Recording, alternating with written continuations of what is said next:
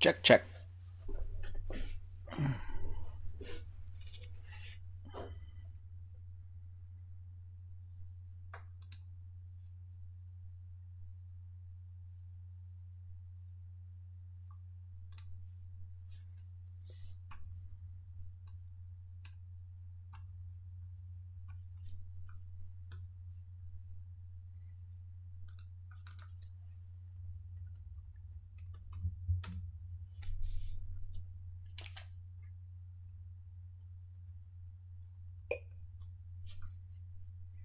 Check 1 2. Check 1 2. Check 1 2. Checkity check. Checkity check. Great.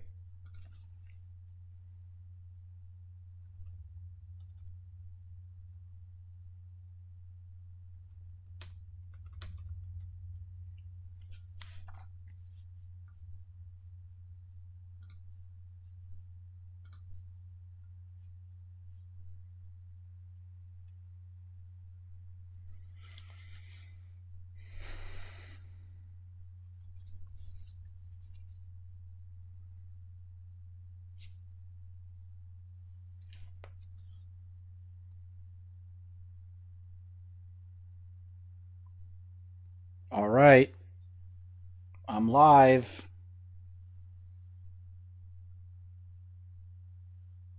Come hang out.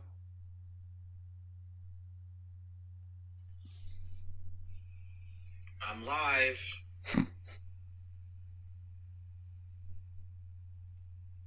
hang out. All right. I'm live.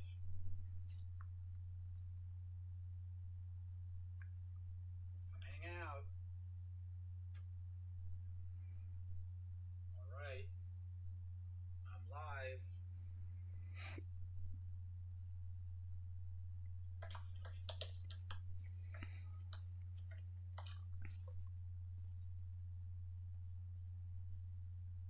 Hey, I'm editing the football thing live right now if you felt interested.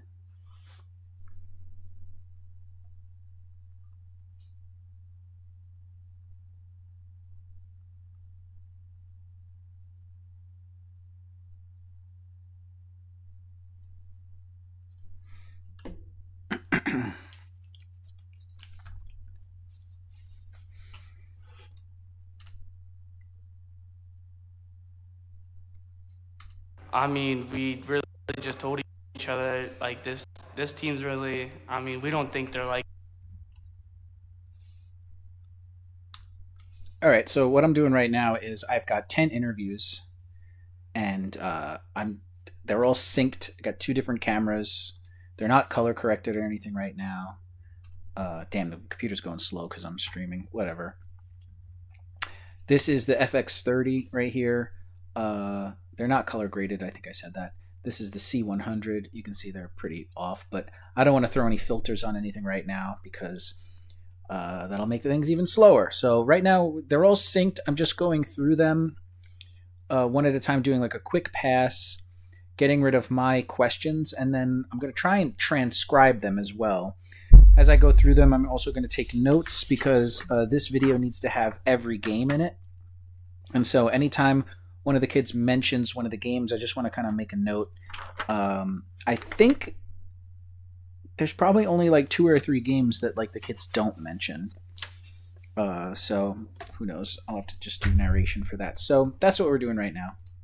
NFL teams, but I mean, we definitely thought we could win that game. I mean, we went into the game knowing that we could definitely win. I mean, I obviously didn't go our way, but we fought really hard. We gave them a really tough game. We definitely didn't hand that win over to them. All right, I'm going to turn the quality down a bit. Maybe that'll help. The audio seems to be like stuttering a bit. Like I said, I think it's because I'm streaming. That's good. I should have. I actually don't have a list of what the wins and losses were. I wish I did. Damn. That would probably have been smart of me.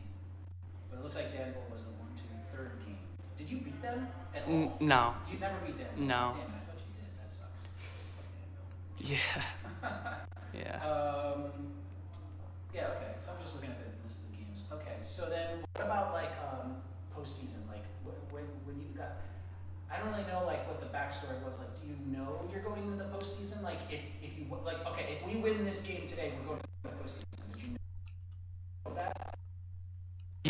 Man, the audio's very distracting, but I guess that's the price you pay for streaming.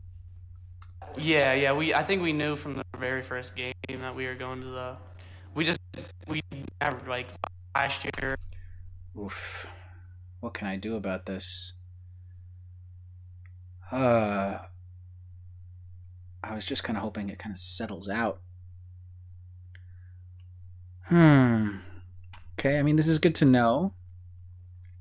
Going to the stream settings here. I can't control that. Can I lower the bitrate?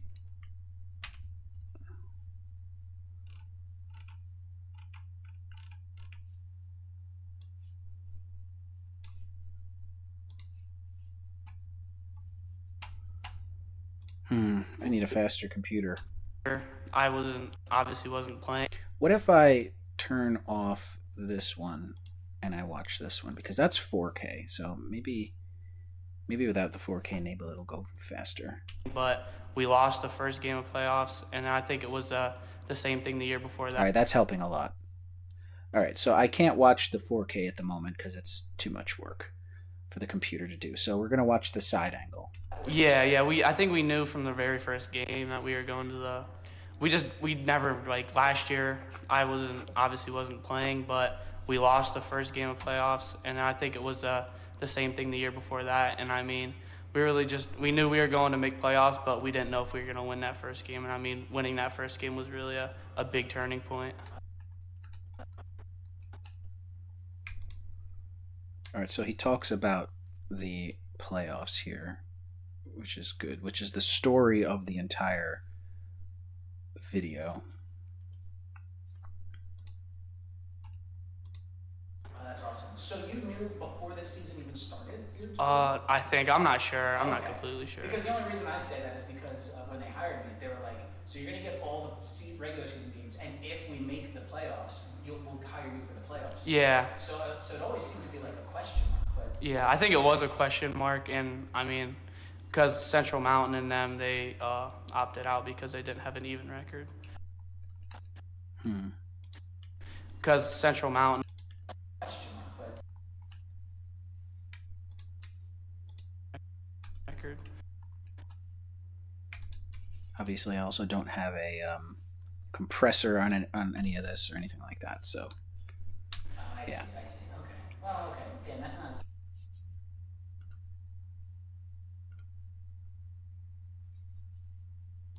Dramatic as I was hoping for. But Yeah. it is what it is. Yeah. Okay, so then.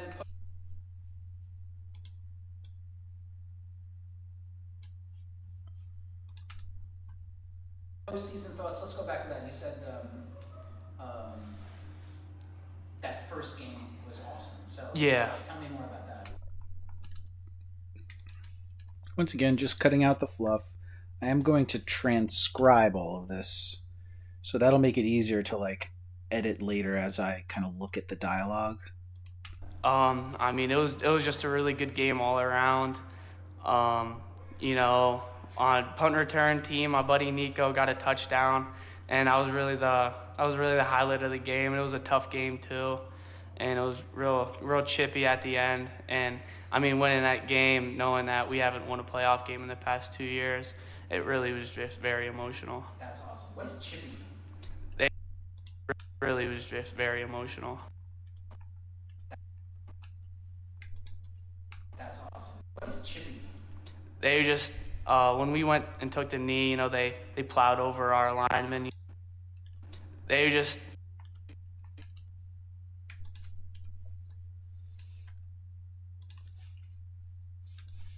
when we went and took the knee, you know, they plowed over our linemen, you know, and they tackled our QB. So, I mean, it was definitely a nice win. Our nice win.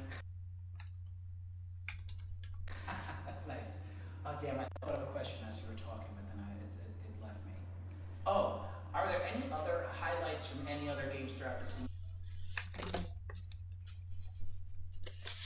Just writing down a note for me that like the first playoff game was probably the biggest deal.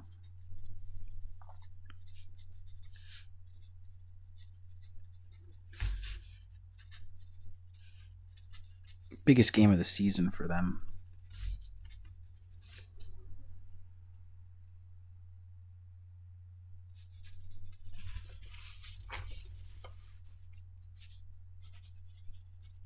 Noah starts talking about it. Yeah, I think it was a question mark, and I mean, first game was really a big turning point for us, but we didn't know if we were gonna win that first game, and I mean, winning that first game was really a I think we knew from the very first game. I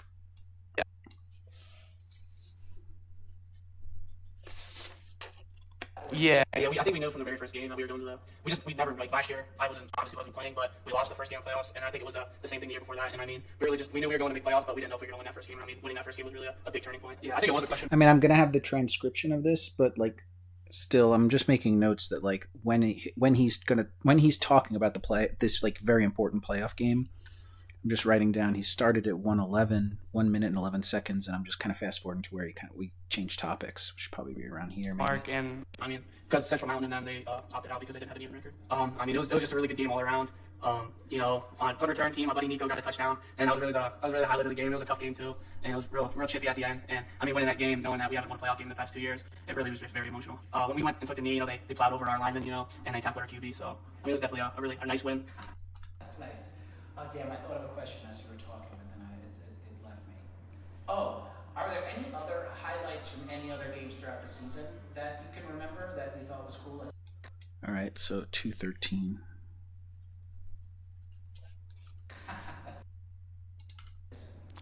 I mean, definitely the main one was Nico blocking that touchdown. Probably not going to use an so we're going to cut out the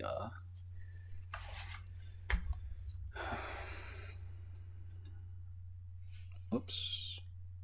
Forgot to hit shift blade. I mean, definitely the main one was Nico blocking that touchdown. That was just the hype. Yeah, but I mean, another. Was that the playoff game? Yeah, That first one against Mifflin? Yeah, Mifflinburg. Okay, but regular season games, were there anything you can... Was that the playoff game? Yeah, another Was that the playoff... All right, so touchdown. That was just the hype. Yeah, but I mean, another touchdown. all right, so he actually goes to 2:17.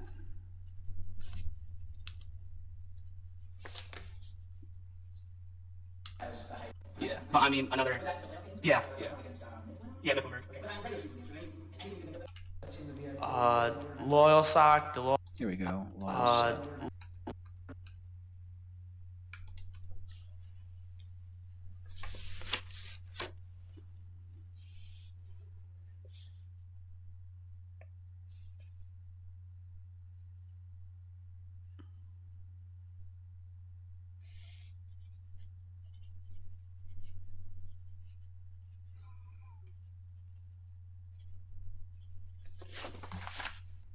Loyal Sock game. I mean, on kickoff, like both sides were just going absolute nuts, and we couldn't. Gavin, the kicker, he couldn't hear the whistle, so he was just standing there because it was so loud. Yes, so loud.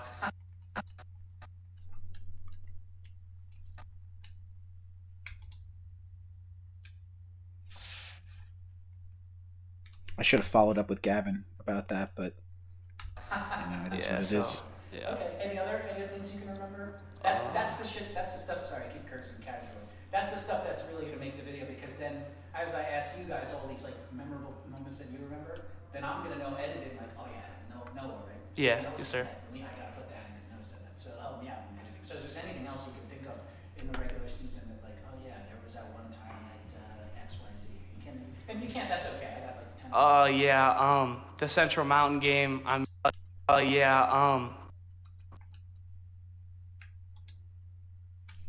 Okay, Central Mountain.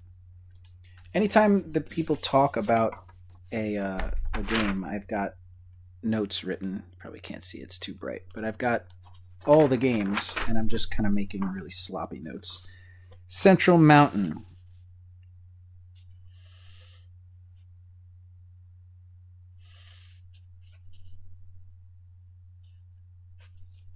He starts talking about that at The Central Mountain game.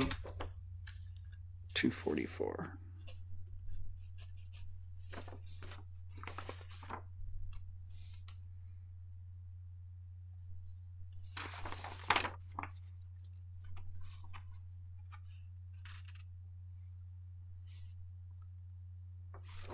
Let me do a different thing here. Hang on.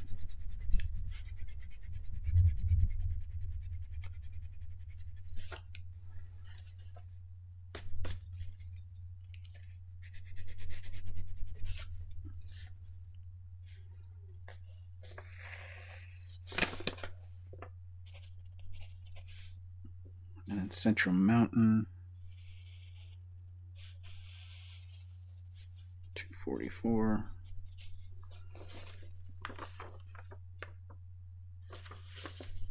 And he definitely talked about his first TD, but it was like right in the beginning. Okay.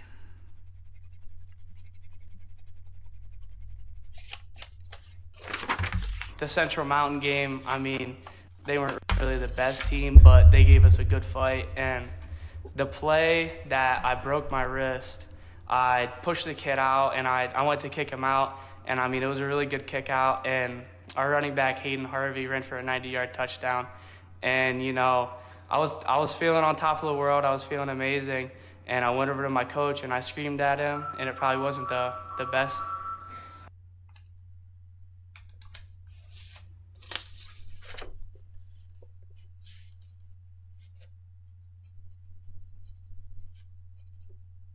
Broken wrist. I forgot.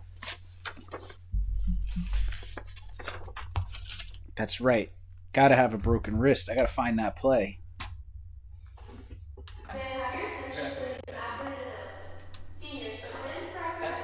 You broke your wrist. I'd say that's a highlight. Yeah. I would like to know the stories that are Yeah. interesting. Yeah, Wait, it don't talk all right, about all right. this. Yeah, 'cause Not that long.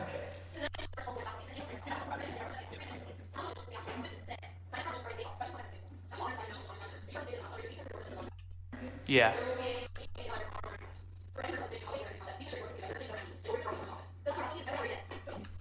Yeah. Homecoming game.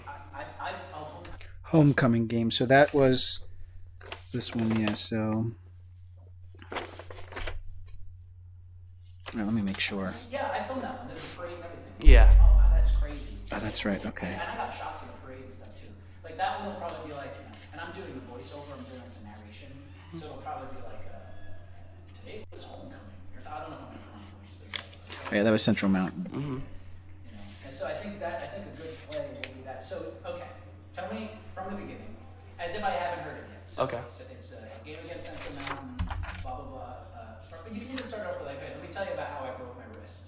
It was the Central Mountain game, homecoming, and then take it from there. All right. I'll tell you how I broke my wrist. It was the homecoming game against Central Mountain. I mean, leading up to it, it was obviously a really chaotic week with everything going on. And I went out to kick out their D end, and you know, I think I just punched him in the Homecoming, and then take it from there. All right.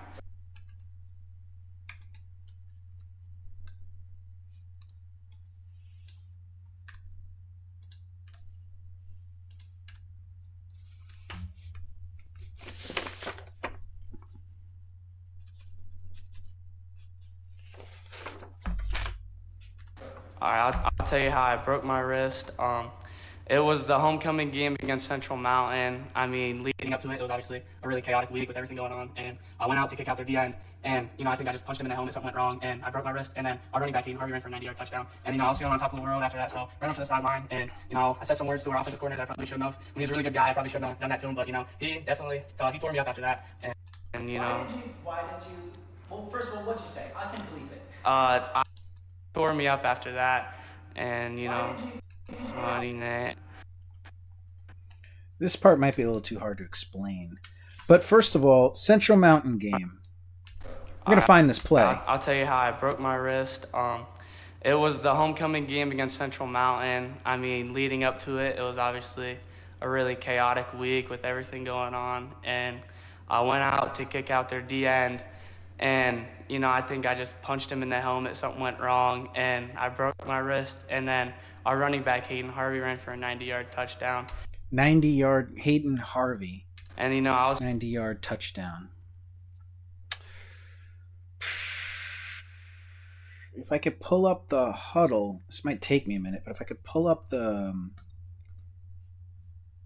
huddle, I could get to the plays. I just don't remember. I think I must have written it down. The huddle is the app that they use to like keep track of all the plays and stuff.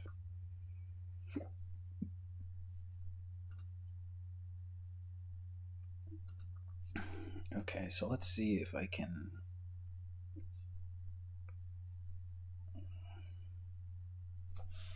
What game was that? That was one, two, three, four. Well, it's 1, 2, 3, 4, 5, 6, 7. The 7th game, and it was October 4th. So,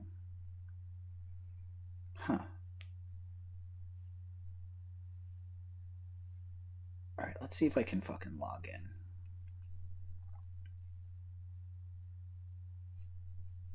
That's Southern Columbia. We want Central Mountain.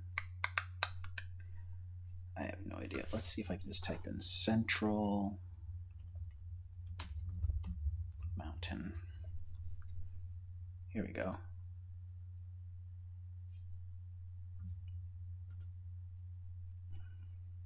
Okay, so let's sign in.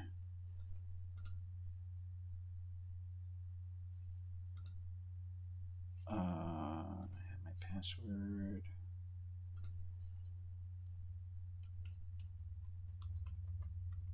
I've been meaning to sign into this. Oh, come on.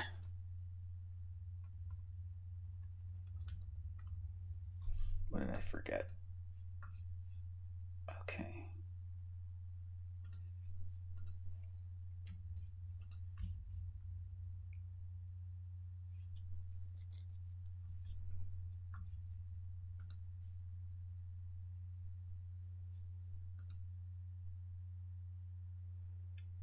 Okay, I've got the huddle up. So we need TD. Rush TD.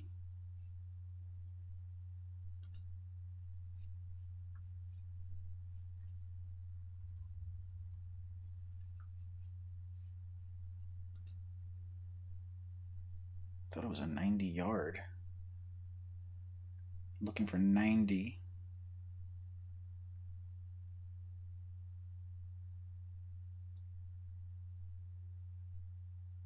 $52.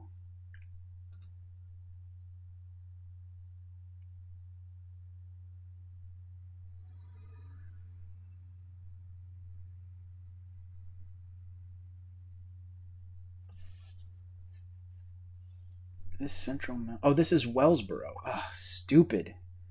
Okay, Central Mountain. Here we go.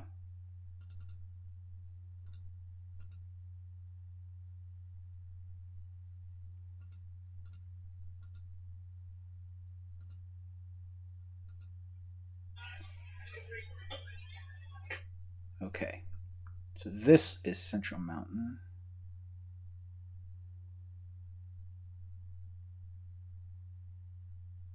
He said 90 yards. Here it is.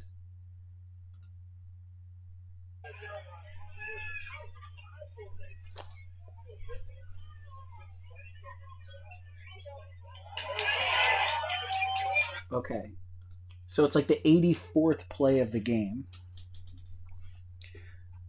Okay, let's see if we can find it. All right, we got Central Mountain. There's the huddle there. Now, I think if this is homecoming, yeah, then I've got a lot of B-roll. And so where does and let's put this at a quarter. Where does the game actually start? Probably where the frame rate changes. Okay.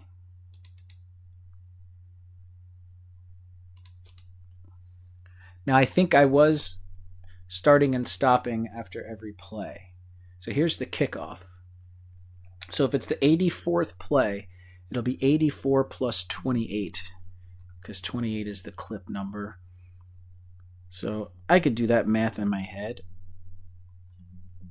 112. So let's go to 112. And maybe we're lucky. But if it's not 112, then it's like around 112.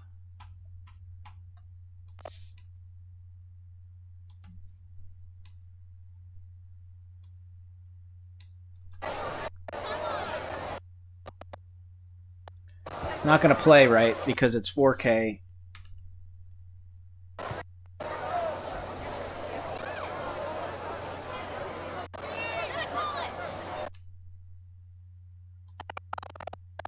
Even with the quality. All the way down.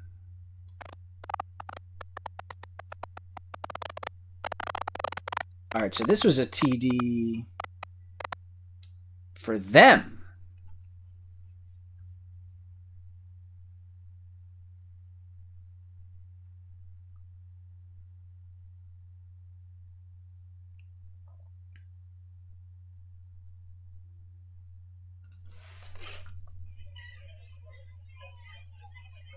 No. It was almost a TD. So it was right after a kickoff. Okay, so was this a touchdown? Doesn't look like it.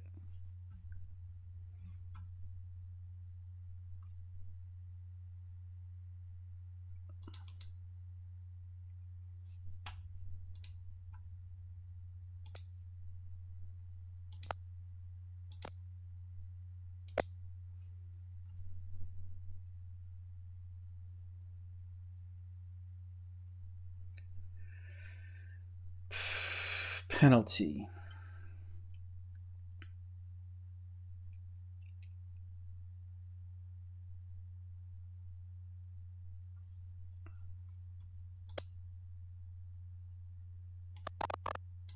It's got to be around here somewhere.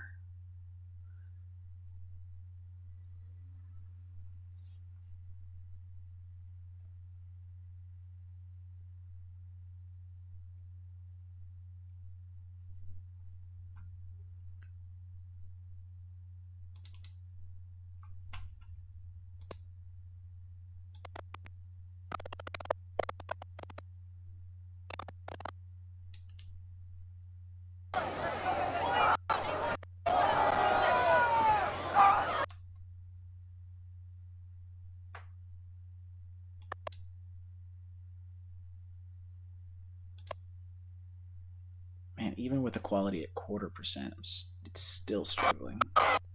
It's also 120 frames, so.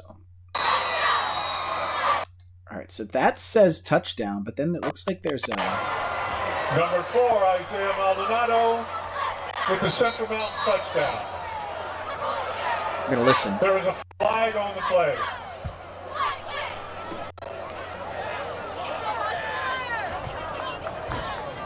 Holding against Central Mountain.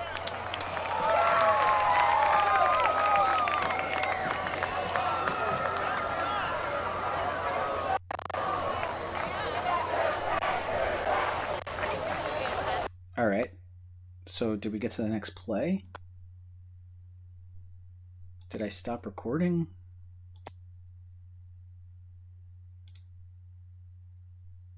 All right, looks like the play doesn't start yet. All right, holding's usually a 5-yard penalty. So that's clip 12. So theoretically, this next clip should be a 14-yard pass. If I'm in the right spot.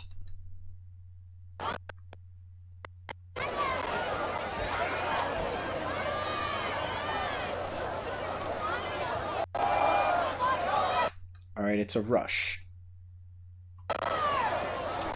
Okay, so then where the fuck am I? Pass, pass, pass, pass.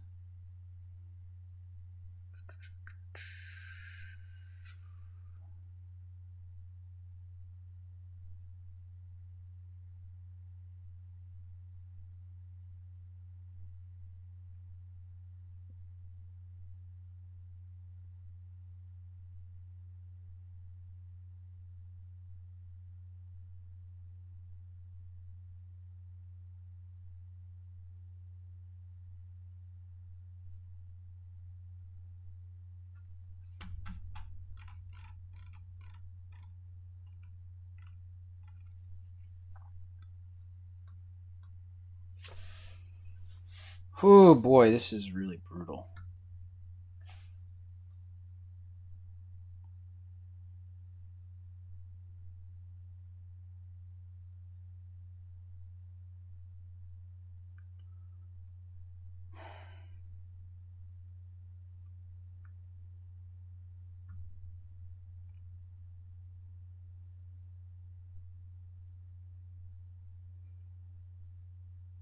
Holding's usually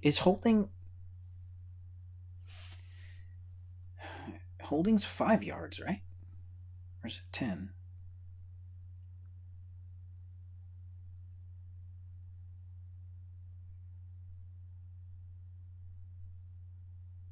I'm checking the spreadsheet here of all the plays, and I'm looking for a penalty. Hello? Is that it?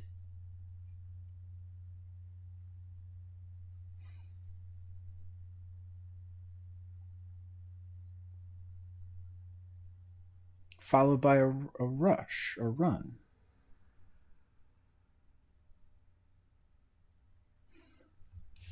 Can't find it.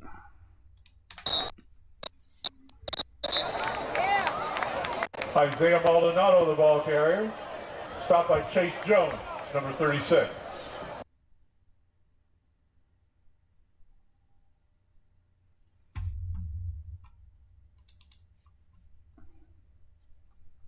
Looks like it was right after a kickoff return as well.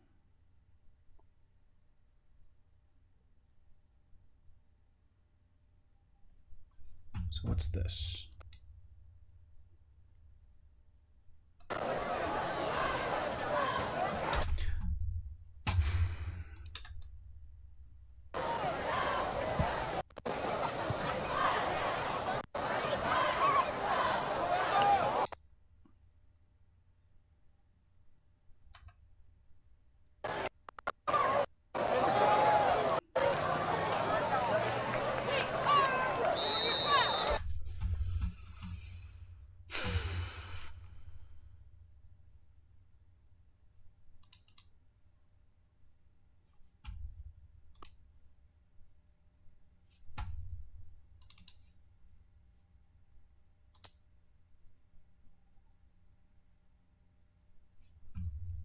I'm assuming if I'm in the right spot, then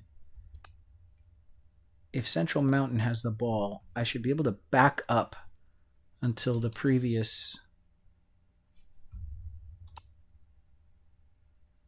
They still have the ball. Somebody got hurt. But that's a leg, not a wrist. Still have the ball. Still have the ball. Still have the ball.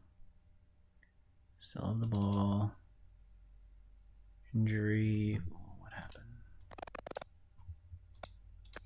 Another injury. Still have the ball. Jesus Christ.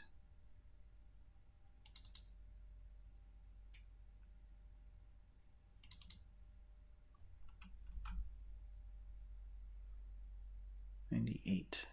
97.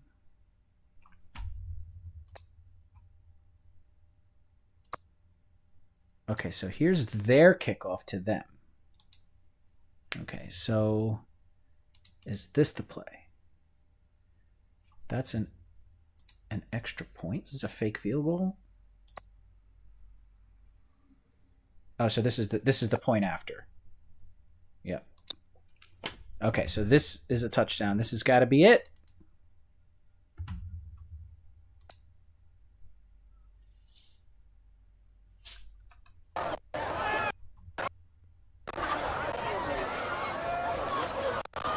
All right, let's go through this slowly.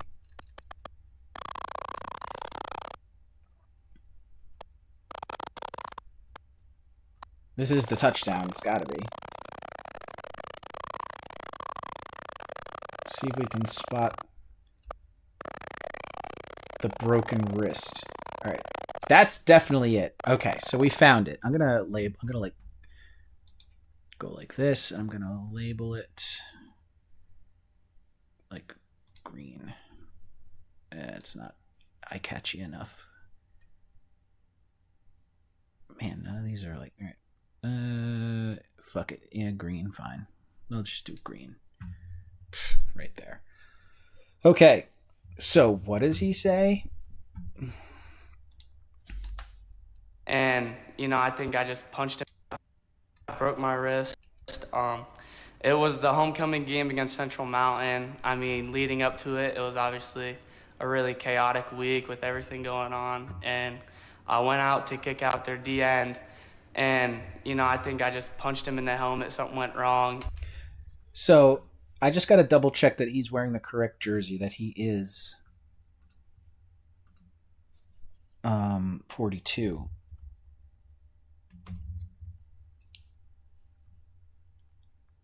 So I have an email somewhere with the roster.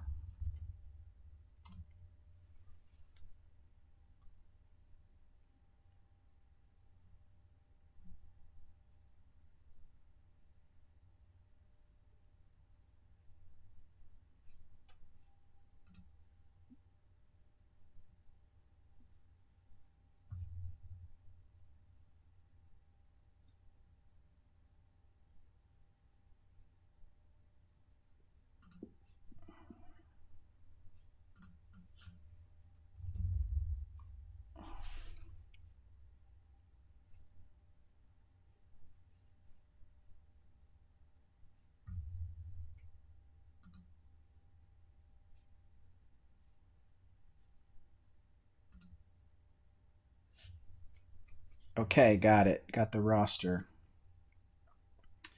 Yep, he is number 42. So we're looking out for number 42 here. I'm going to watch him break his wrist.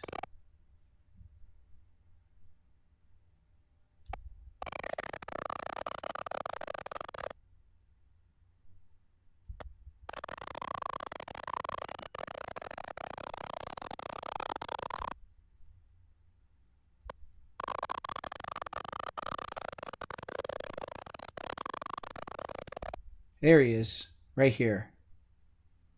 Let's back up. Okay, here's Noah right there. Right here. Keep an eye on Noah for as long as we can.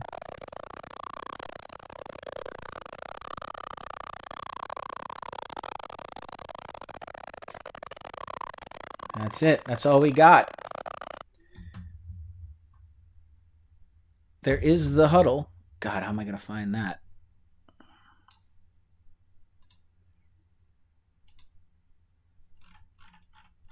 think it was 84.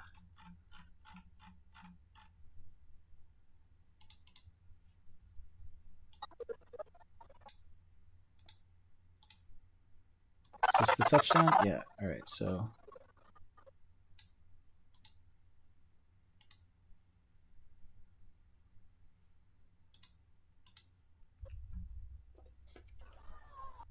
There he is.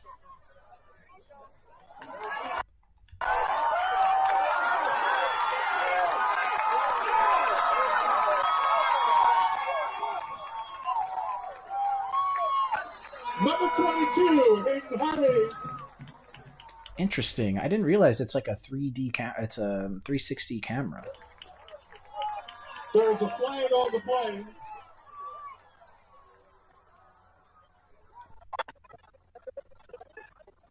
Well, it's not very exciting. But here he is.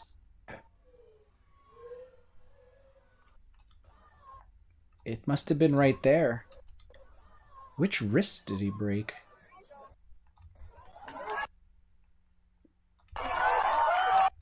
Was that the flag?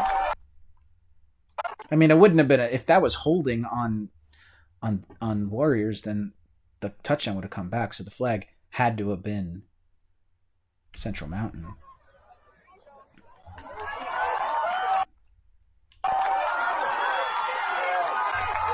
He doesn't say which wrist he breaks, but well, all right. Well, there you go. I'm gonna make this one green as well.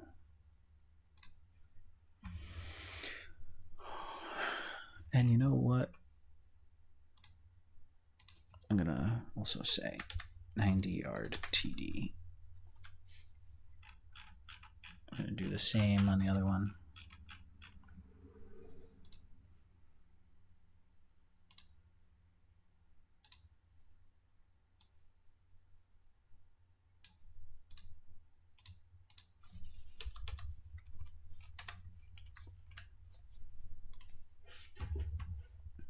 Well, we found it.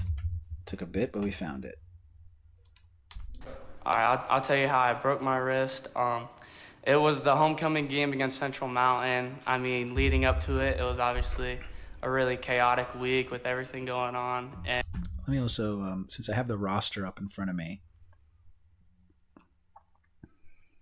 Kemmerer.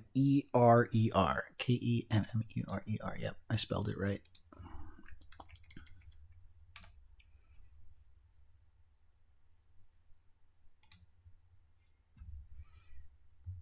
Interview number, let's see, Nick DeSanto. Oh, I spelled that one wrong. Oh, and it's 2 C's. Okay, I gotta check all of these. NICCO DE. Where the hell was it? I lost it. There it is. DESANT.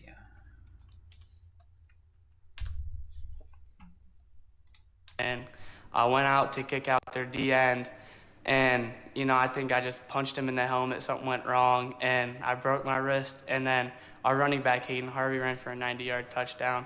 And I was feeling on top of the world after that, so ran up to the sideline, and I said some words to our offensive coordinator that I probably shouldn't have. I like I was saying, I don't think that's going to be easy to explain what happened there with the words, so I don't think we're going to do that. But I can see in my brain how I'm going to do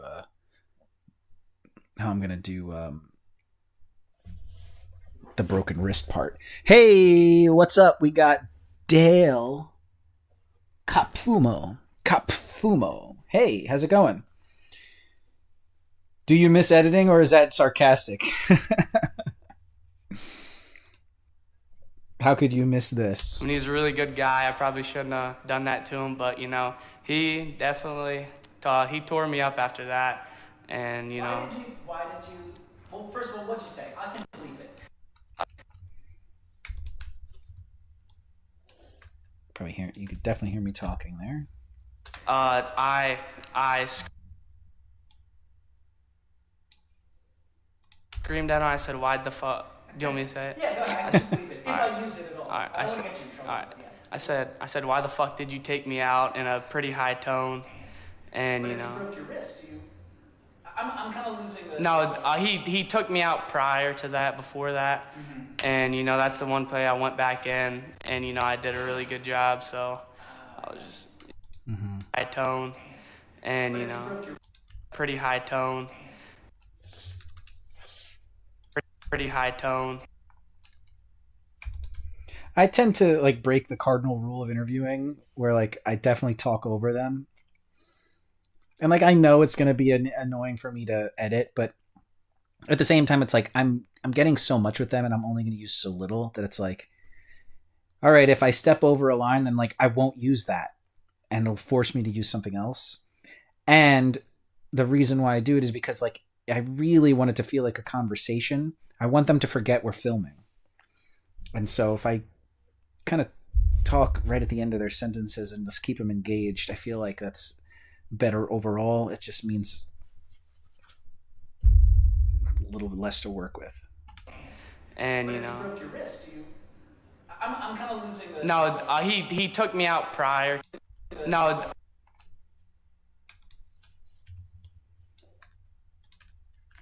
He took me out prior to that, before that, and you know that's the one play I went back in, and you know I did a really good job. So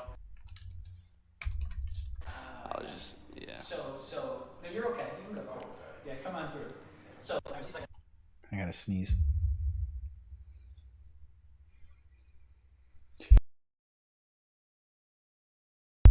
I muted the mic for you. Story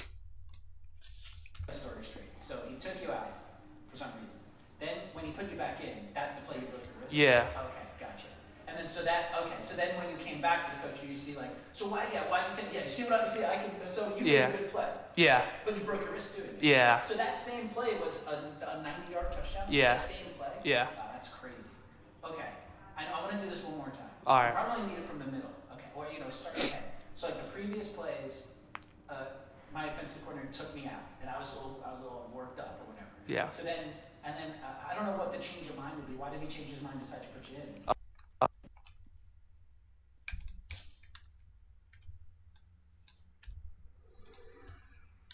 I don't know, just giving me another chance. I mean, he definitely gave me a really big chance starting me a bunch of the games, and you know, I give him major credit for that because you know, starting a guy who hasn't played for 2 years is really gutsy, and I couldn't thank him enough for it. So, What did he say? I don't know, just giving me another chance. I mean, he definitely gave me a really big chance starting me a bunch of the games, and you know, I give him major credit for that because you know, starting a guy who hasn't played for 2 years is really gutsy, and I couldn't thank him enough for it. so when it was your tackle of where you're taking out the D end. the D end. Yeah, kicking him out. You kicked him out. So Yeah. and then that getting him out of the way was what was responsible for the touchdown. Yeah. Gotcha. I'm sure I have that play recorded. I'm sure I'm gonna do it. Let's test that. See how responsible he was.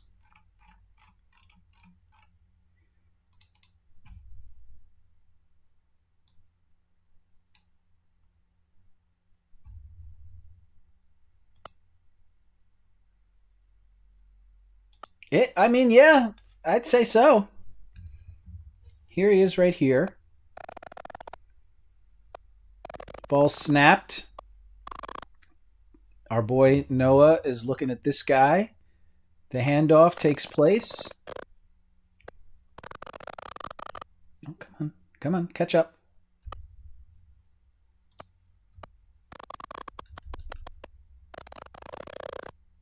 There's the handoff. He's coming right for him. Come on. Oh, maybe because I'm on full. Let's go to a quarter.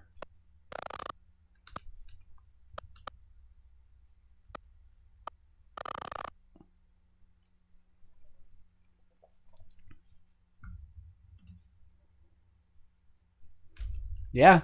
I mean, he's kind of right. He's kind of right.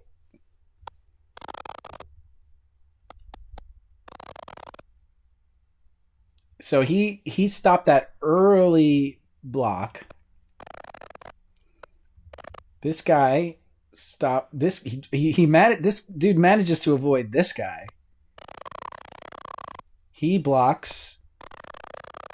He gets through. He blocks. He blocks. So many good blocks. Jukes around this guy. Just outruns him. Oh man, that's so sick. Sorry about the noise.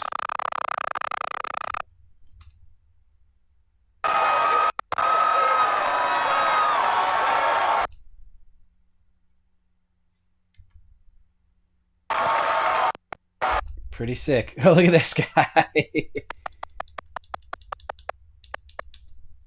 Wow, full out. At least he said he tried. This guy. That's funny. Okay, yeah, I mean, I'd say that's no bullshit.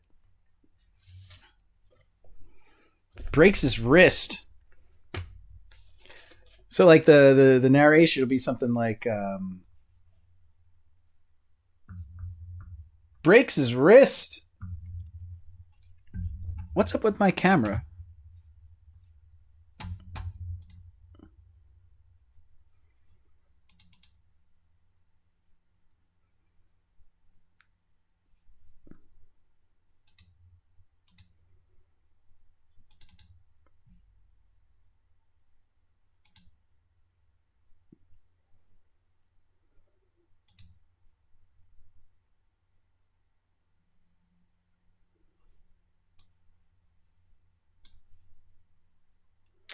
And now the camera broke. Come on.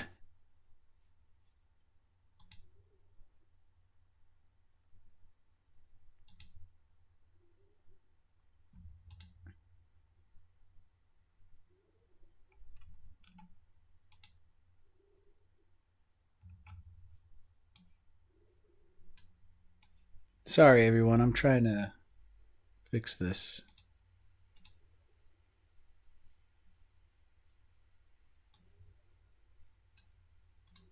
Stand by.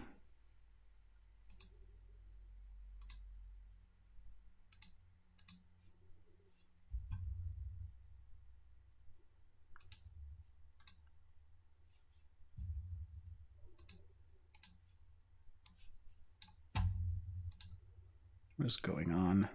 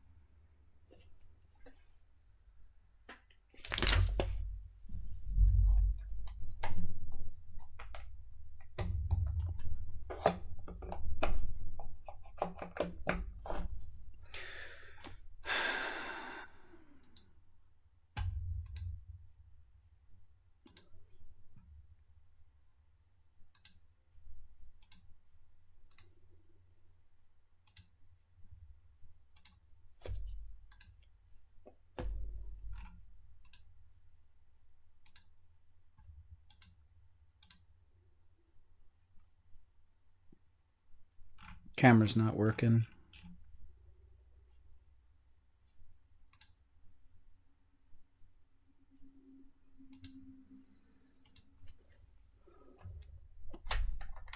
I can see the camera. The camera's like working. I'm looking at the camera. But the check. But the fucking capture card doesn't want to work. Alright, I guess streaming editing is just a little too much for this. I have to figure out a different way to do it in the future, I guess. I have to figure that out.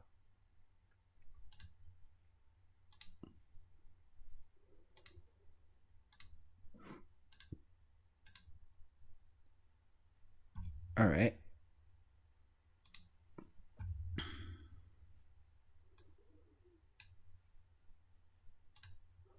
See my gross ass room.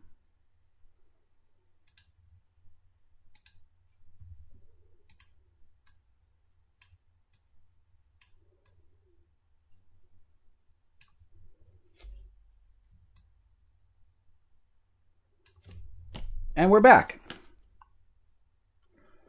So annoying. Don't know why the fuck that worked. Probably echoing, so let's remove that. Okay. Check. All right, and this.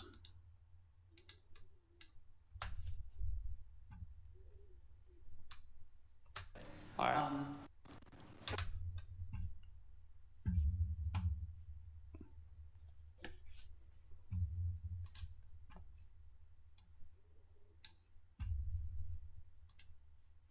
try to do that one more time? Yeah. So let's start from the beginning. I have the beginning, like, okay, let me tell you how I broke my wrist. I have that, and I have like this homecoming day, blah blah blah. So let's take it from a couple of the previous plays when he took you out. So my defense coordinator took me out, and then take it from there. All right. Yeah.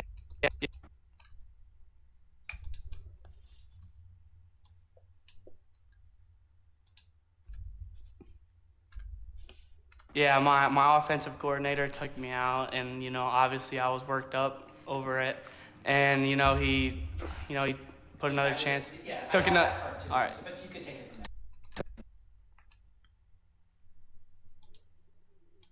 there. And obviously I was worked up over it, and he put another chance. Yeah.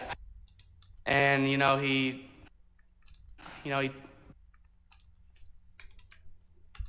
put another chance. Yeah, took I have another. that part too, All right. so, but you could take it from there. Shut up, Steve.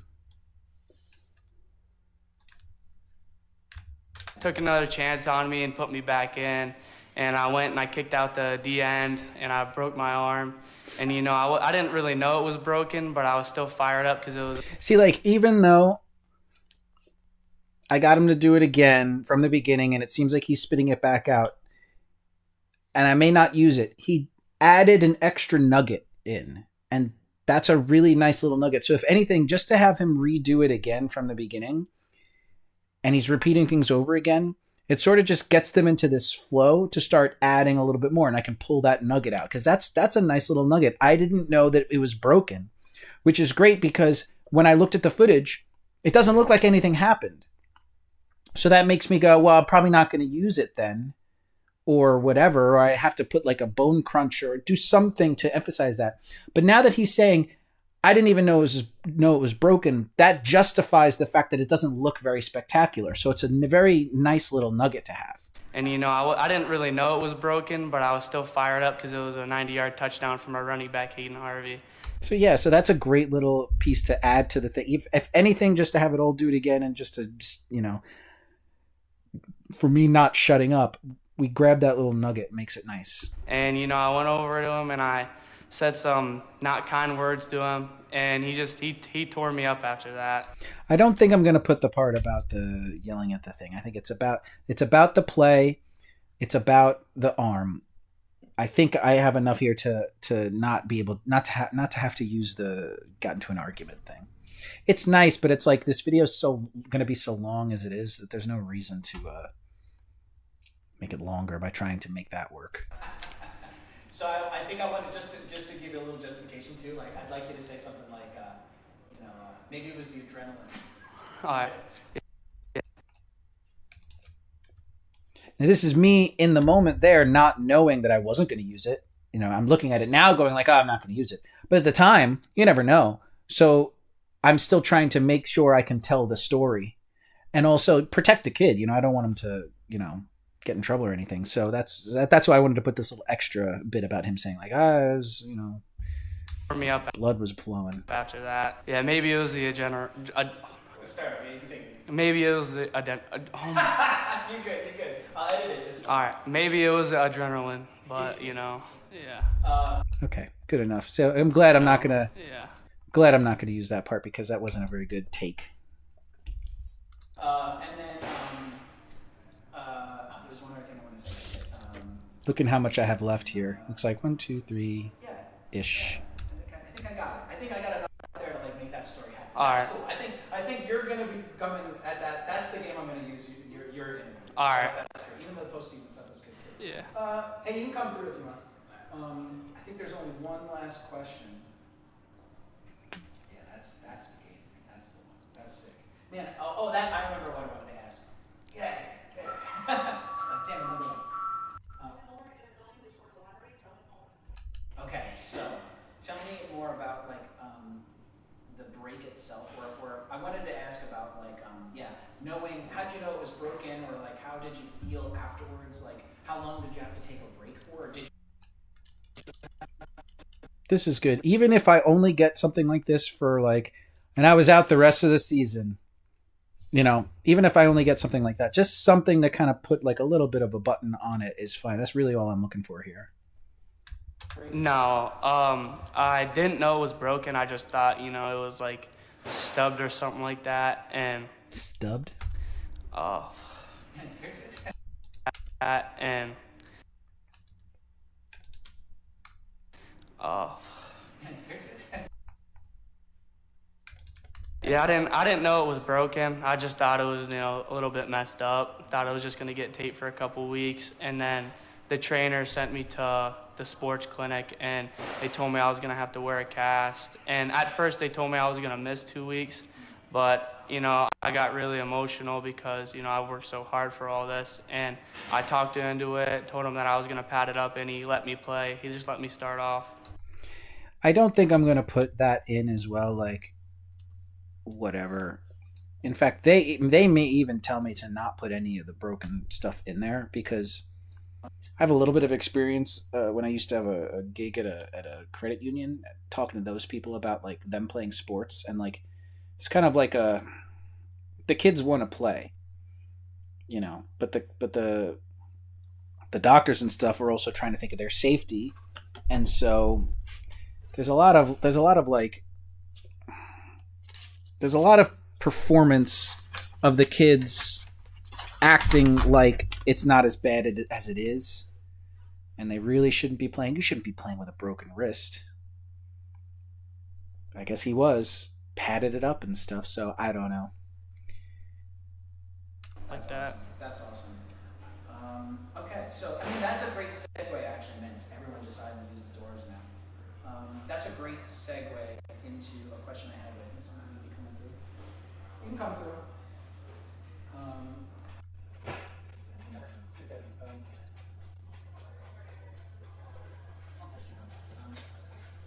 Yeah, this was a locker room, so it was people coming in and out the whole time. Because all the background noise is hard to. Yeah. No, you're good. Okay, so you said you work so hard and all this stuff. So I guess that's part of it. Like, I don't want to. This isn't going to be like a big emotional video. I want to keep it like entertaining and fun.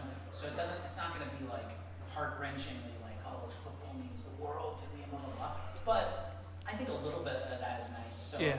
I'm not looking for tears or anything, but like, yeah, like what is football to you, and like how much you care about it. And obviously you took time off and then you're back. Like, so maybe what brought you back and things like that. So whatever is on your mind.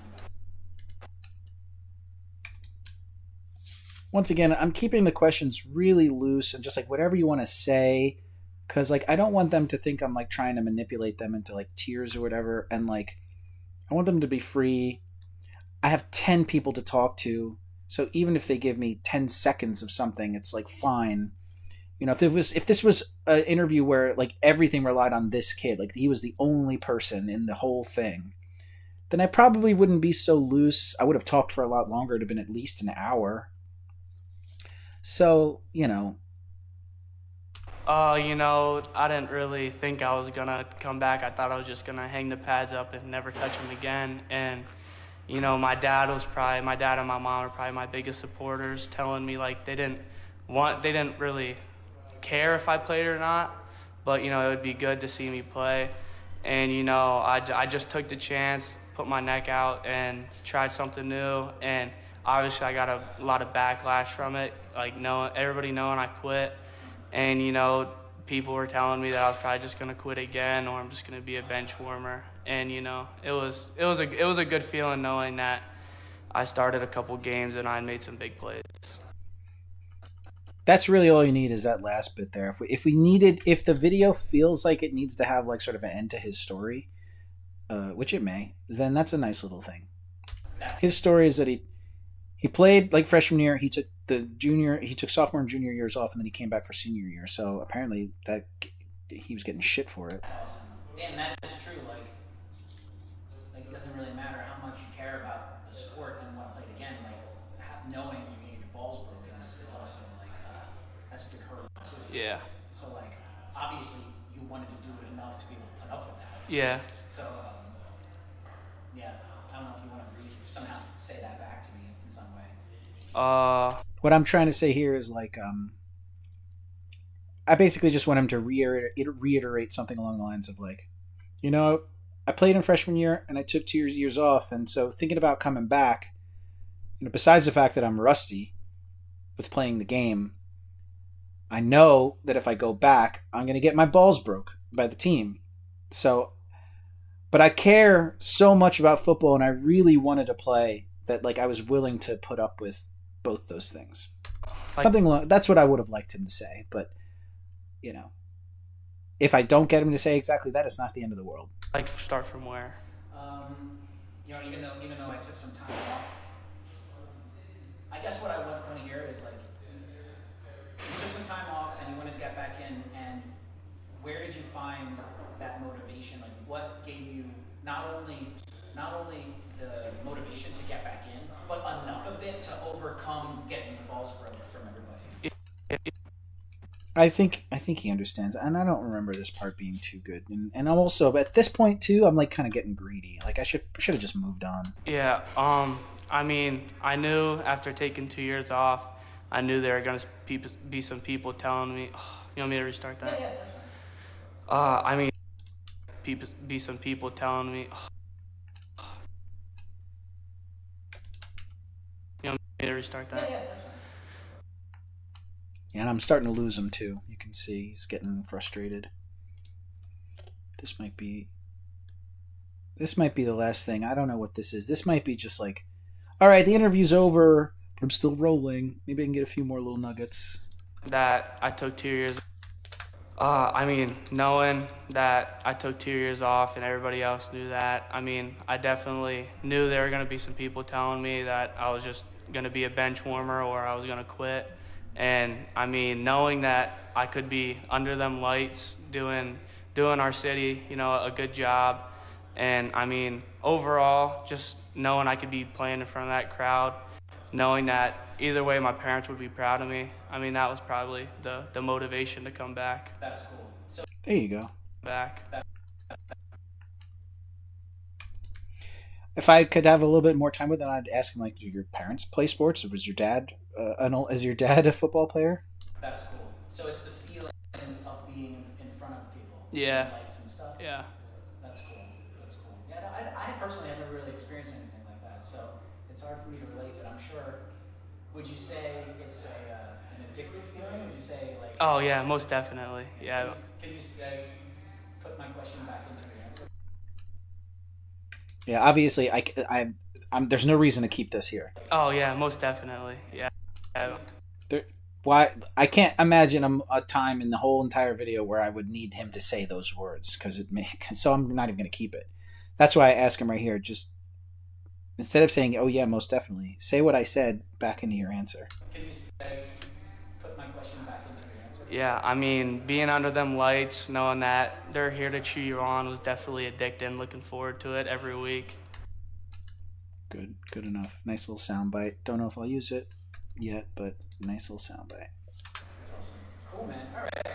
I hope this wasn't too painful for you. No, it was good. Cool. Let me just double check. Oh yeah.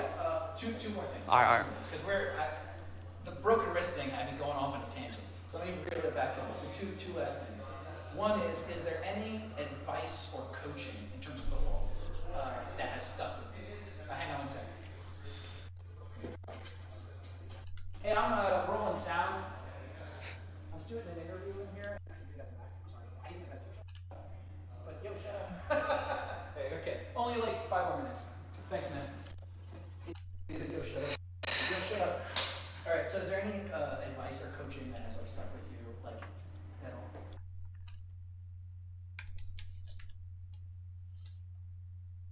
Every time I highlight a clip and I see it just go off, I have to just make sure it's not highlighting everything and there is a cut so I don't delete something accidentally.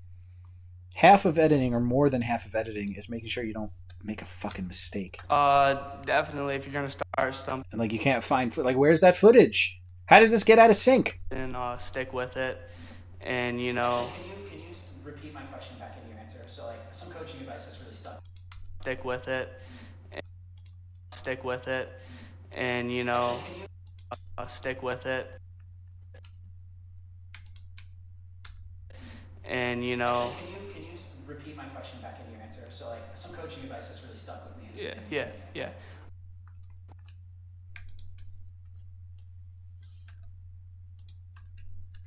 Some coaching advice that really stuck with me is if you're going to start stumping.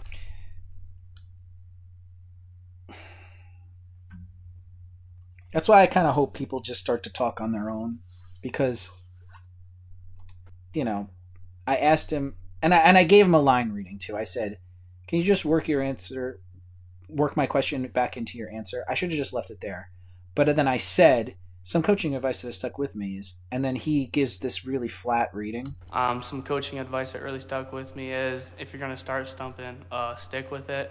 If you're going to start stumping. So yeah, I don't think I'm going to use any of this, but it's my fault. It's my fault. It's not his fault. Some coaching advice that really stuck with me is if you're going to start stumping, stick with it. And, just keep grinding to what you want. Don't let anything stop you. Nice. Stop you. And I think by now I kind of also know that I've got a lot. Nice. So there's no reason to go back Great. and do things And again. then last thing is is there just any other thing you can think of that you want to say? I usually hate this question. Is there anything else that you want to say? Because usually I was expecting, no. It's kind of a stupid question, I think. But to be honest, is there anything else you want to say? I got some really great stuff from these kids with that question. So I guess sometimes it works, sometimes it doesn't. Being on punt return with my buddy Nico and saying Hawk Tui all the time was Hawk Tui. Definitely the highlight of football. Now I gotta throw that girl into the video. Yeah. Oh man, I'm gonna get. I have to send them the video so they can approve it. I gotta write down 7/18. Hawk Tua. Being on punt return with my buddy Nico and saying Hawk Tui all the time was definitely the highlight of football. Now I gotta throw that girl into the video. Yeah. Oh man, I'm gonna get. I have to send them the video so they can approve it. So I'm just gonna do what I want. So when you say that, I'm gonna throw that out. If they say keep it, it'll stay in. But they might say take it out. Unless they don't know what the hell it is. Yeah. That's fine. All right, man. Thank you so much. Yeah, thank you. Send in the next dude if you can. Okay. All right, so we did some good work. We found a crucial play that we're going to use. We worked this clip from, let's see, actually. Let me close these other ones. Close other panels.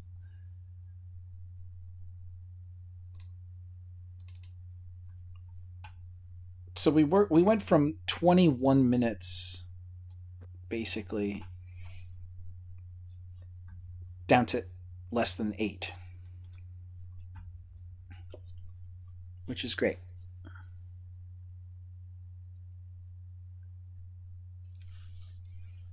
Let's save it. Control S to save, and move on to the next one.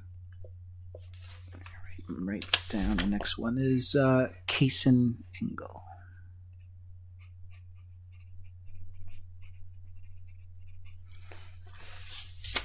What number is he?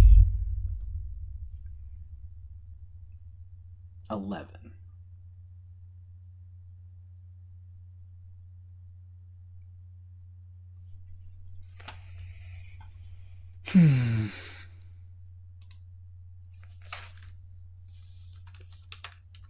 Oh, actually, before we do that, let's just double check that this can be transcoded. Do I have to select all? I don't even know.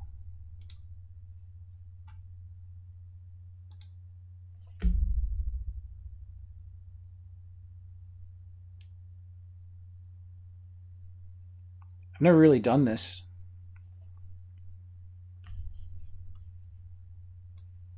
All right, so it does.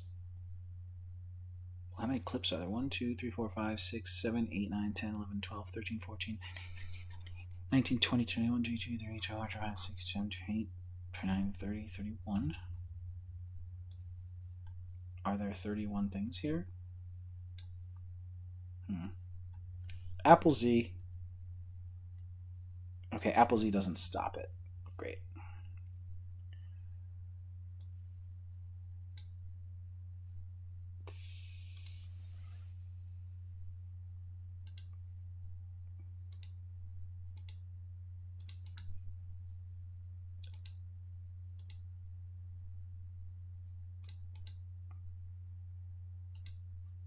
All right, I'm going to stop it. That's something I'll do when I take a break, so we'll deal with that later. So let's get on to the next interview.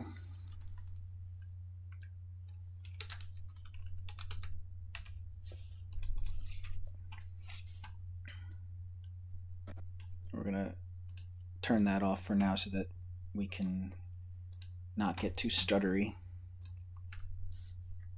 Because I have two angles. For this. Okay, so first thing is like, what's your name and positions you play?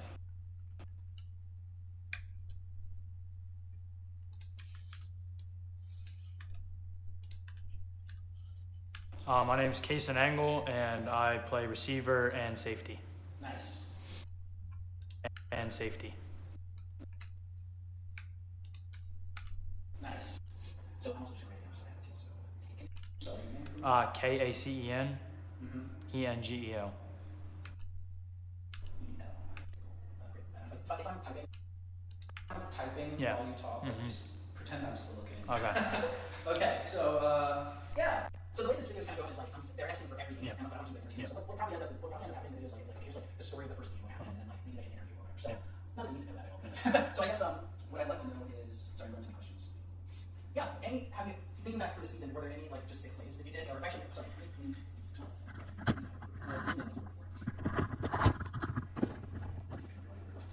So yeah, was there any like highlights from the year, any cool plays or really sick plays that you did or you achieved, or that you think was also generally count? You know, me personally, I touched the ball once, I think, on a kickoff, and I returned it for like 11 or 12 yards. It was, I believe, it was the Danville game.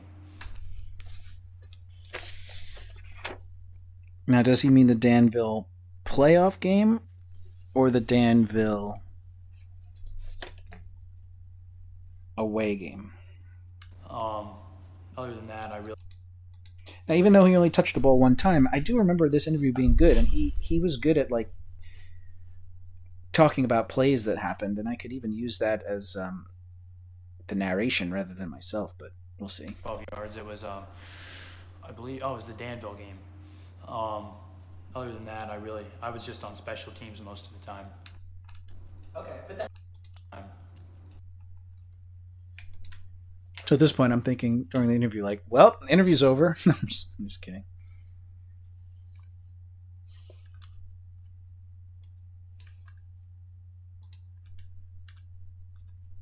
You know, me personally, I Okay, but that's still pretty cool though. yeah. Yeah, that does suck, right? You know, what's it like being that guy? See, and then I leaned into it. You know, I think a more inexperienced interviewer might want to just sweep that fact under the rug. Oh, he only touched the ball once. Okay, so that's not going to be part of the thing. So let me go to my other questions, you know. But I'm not like that. Like I'm curious. There's only very few people who are the stars. We can't all be stars. You know, we can't all be stars. There's going to be like guys like this that just touch the ball once, but they're part of the team, and like there's no I in team. So I leaned into it. So I'm like, yeah, that's got to suck. You only touched the ball once. What's it like being that guy?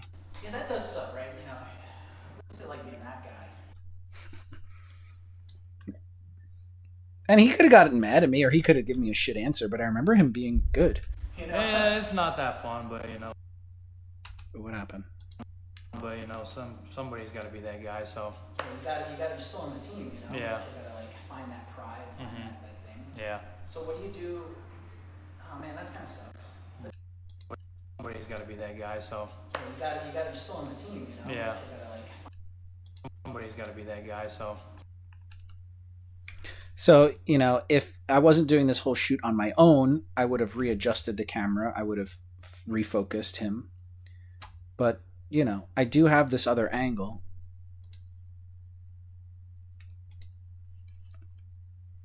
I'm just not watching it right now because with the streaming, it's really brutally slow.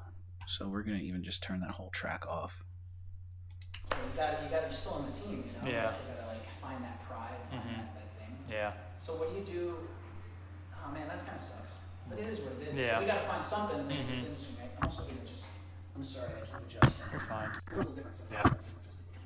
You can say so okay, so that's good. That's good. Which Danville game? The playoff game. That's good though. Which Danville game? The playoff. The playoff game, yes. Nice. Can you say? Okay, cool. So he did touch it.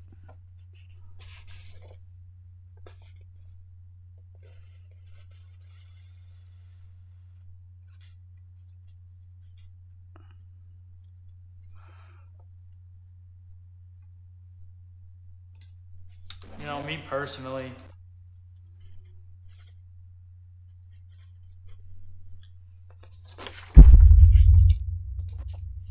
You gotta still on the team. Yeah. I got a kick return. I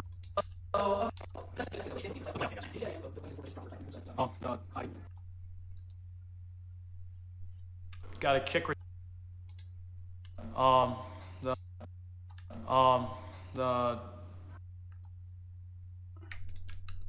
I got a kick return.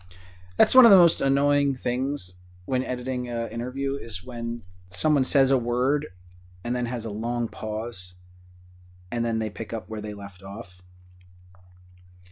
It just makes it really difficult to edit. It makes it annoying to edit because if I were to just chop up this and go, I had a kick return, and we can do it real quick, even though I'm going to undo it. Because, imagine you're watching, something else, not this guy's face, You're just listening. I got a kick return. I fielded it, and I got a kick return. Usually, chopping out that pause doesn't really work. I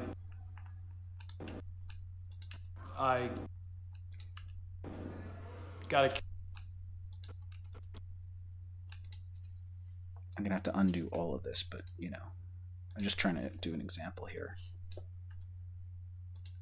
Even if I put a little crossfade in here and make it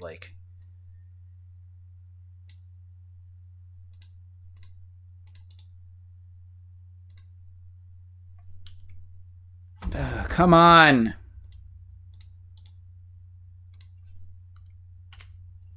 Three frames. I got a kick return. I got a kick return. I got a kick return. To be honest, this one isn't that bad, but a lot of the times it doesn't sound right. I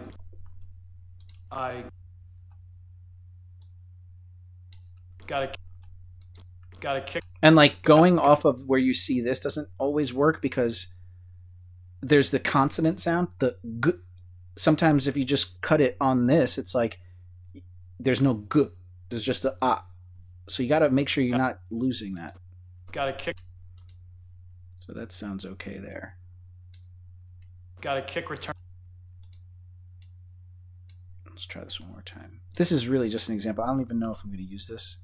But let's see how it sounds without a cross fade. I got a kick. I got a kick return. It might even be worse than it was before. I'll try 3 frames. I got a kick return. I got a kick return. It's doable. I don't think anyone's really gonna stumble on it. I don't think a viewer when watching is gonna stumble on that audio too badly. But it is really annoying to have to deal with that. If I was being interviewed and I said, I got a kick return. Wait, sorry. I got a kick return. You see how you see the difference? Nobody says I got a kick return. It goes together. I gotta. It's like one word. I gotta. It's really hard to separate out the I in editing. I gotta. It would just come out like gotta, you know? So when you have the pause, it doesn't sound as natural. I got a kick return. It still sounds like there's a pause. It's just not as long. All right, I feel it. let's undo all that.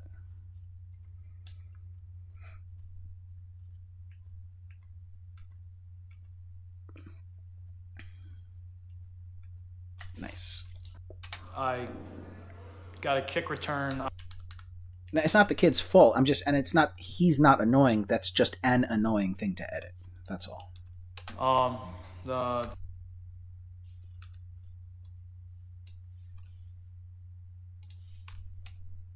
Hey guys, so I got a kick return. I fielded it and took it for like 11 or 12 yards in our Danville playoff game. Sweet. That's good. Our Danville playoff game. All right, and so when does he say that? That's 24 seconds as well.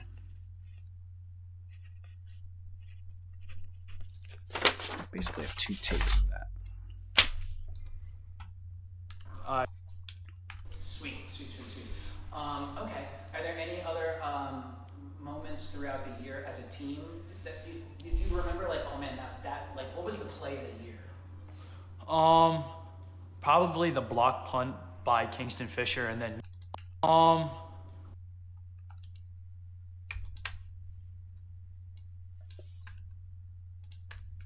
think this is the Danville game as well, probably the block punt the playoff game. by Kingston Fisher, and then Nico DeSanto jumped on it in the end zone, and I think that was one of the first lineman touchdowns we had. I think Kingston Fisher had one the first game in Wellsboro, but that was pretty cool because that's very unique. Yeah, that is cool. I remember that. That was the Central Mountain. No, that was which game? That was playoff game. I don't remember what game it was. I think. Oh, I was wrong. He said the Danville playoff game. I just attributed it to the wrong game. Okay. It was a home game, so I think it might have been Central. No. Because that's very unique. Yeah, that is cool. I remember that. That was the Central Mountain. No, that was which game? That was playoff game. I don't remember what game it was. I think it was a home game, so I think it might have been Central Mountain. I think it was Central Mountain game. It might have been.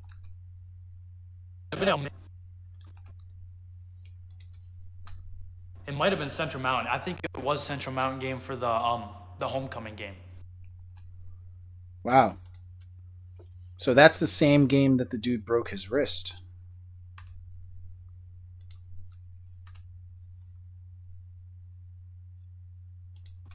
Probably the block punt by Kingston Fisher, and then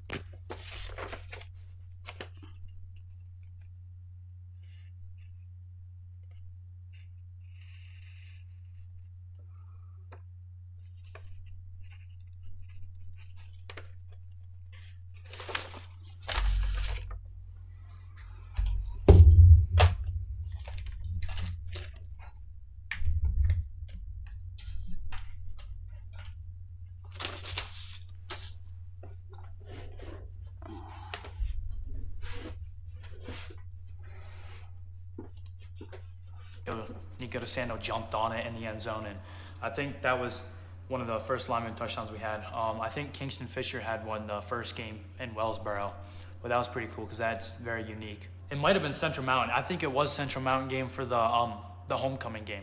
Yes, that's sick. I was there. I filmed that one. Yeah, that was Okay, so I was able to see that he was out of focus and I fixed it. really cool. Sick. I was there. I filmed that one. Yeah, that was really cool. I mean, that's a nice little nugget. Yeah, that was really cool. Okay, what about second play of the year? Can you remember any other thing that sticks out to you? When Elijah Eck. Yeah, he had a good memory of plays, probably because he was not in them. You could see he was watching. When it sucks, but hey, it is what it is. Elijah Eck, it was in like, yeah, as a freshman being a quarterback's like that's a lot of pressure. When he threw he was throwing some really nice balls deep to the receivers for touchdowns that were like you either had to place them perfectly or they were getting intercepted or overthrown. Mm-hmm. So those were all pretty cool. Yeah. What was his name? Elijah Eck. He's a freshman. Yeah. All pretty cool. Yeah. What was his name? Cool. Yeah. What was his name? Elijah Eck. He's a freshman. Yeah. So I'm not going to see the interview. Yeah. And he came in sort of later in the season. Yeah, he did after some unseen circumstances. Yeah, I mean, we don't have to. Yeah. I probably won't talk about it, but I was talking to some Yeah. guys before. Like, I don't know. We don't have to. It's not going to be part of the video, but I'm just Yeah. curious. Like, So pretty much what happened was, I can turn it. no, it's fine. I don't care. Our senior quarterback. I'm just Yeah. curious. Like, So pretty much what happened was, I can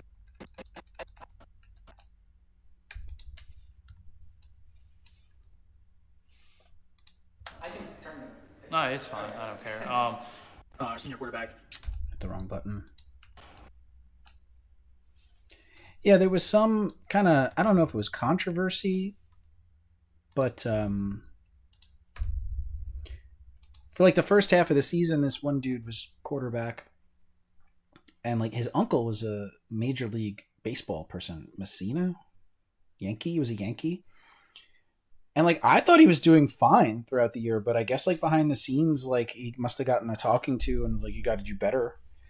And he was just like, I don't know. He's just like didn't appreciate that because like from my point of view, he was doing fine. You didn't need to. Obviously, you want to win more games and you want to be better, but it was like I don't think if he really got like yelled at, then like I don't think he deserved it. That was just me. Cool, yeah. So pretty much what happened was our senior quarterback. He wasn't playing the best. He wasn't always the best quarterback, but he did what he could to play. And the coaches decided to pull him, and it was senior night that they pulled him. He played the first drive, and then they pulled him, and he was told he didn't have enough leadership, and so he quit. He didn't want to be part of the team anymore, so we had to play Elijah. So I guess I'm not interviewing. Play Elijah. That sucks. I mean, I'm sure there's like two sides to the story, but like on one end, you've got like coaches trying to get a better performance. And then on the other side, you have the student or the kid not responding well to whatever tactics they were using.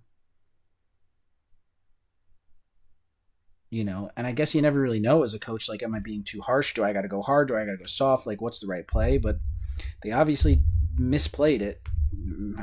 If they could go back in time and do it a different way, I'm sure they would. But unless there's another side of the story I don't know about, like politics or just like personal dislike or whatever, either way, it sucks.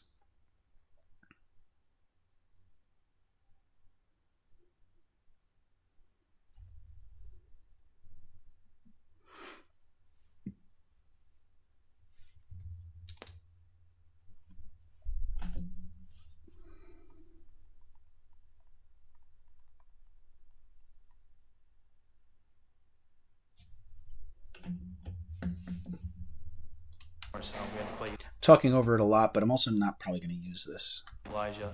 So I guess I'm not interviewing. yeah. Damn, man, that sucks. Yeah, it does.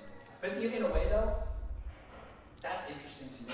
Yeah. In terms of just story-wise, like if we're Yeah. writing a movie. Yeah, because it was controversial. Like it yeah, because it was controversial. Like we had a little bump in the road, and we had to get past it to keep moving to the season. Yeah. And Elijah. To the season. Yeah. Damn, I do wish that it is an interesting story. It's not gonna be in this video, but it is interesting and like it would make a cool story, but like it's probably just better to leave it alone and just like Yeah. Kids can move on with their Because lives. it was controversial. Like we had a little bump in the road, and we had to get past it to keep moving through the season. Yeah. And Elijah, you said. Yeah. What are your thoughts on him? He did. He's going to be an insane athlete. He's currently he plays varsity for basketball too as a freshman, so he's gonna be a hell of an athlete.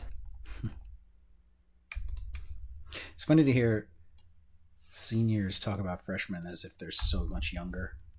And when you are a senior, they are so much younger. But like from my point of view, being old, it's like, you know, be like me talking about my wife. Like, yeah, she's gonna be a hell of a girl one day.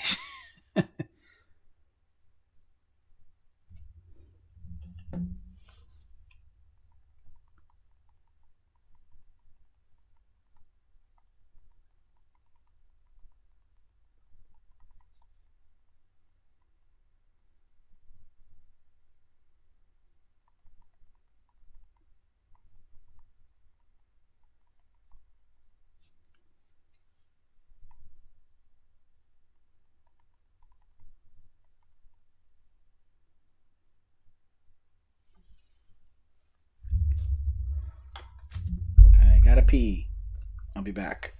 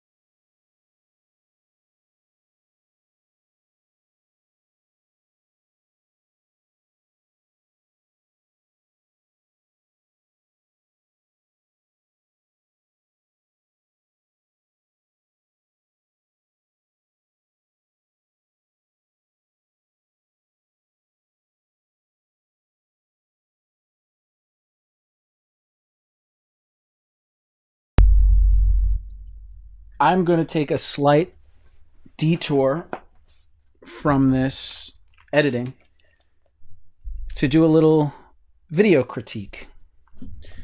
So if you wouldn't mind giving me a few minutes to set that up. Check. I'm going to do that. Hello. And I'm going to quickly bring this over here. And let's go like this. Just make it large like that. And then, yeah, we're going to go here.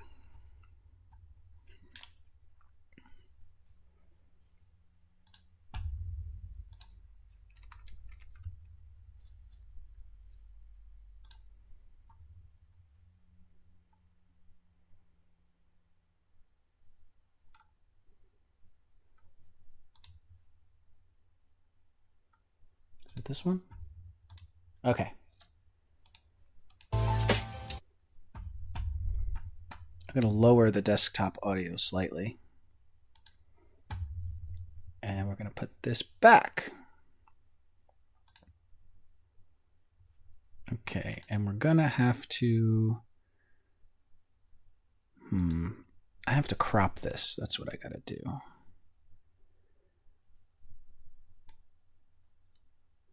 So that would be Alt and pull that down.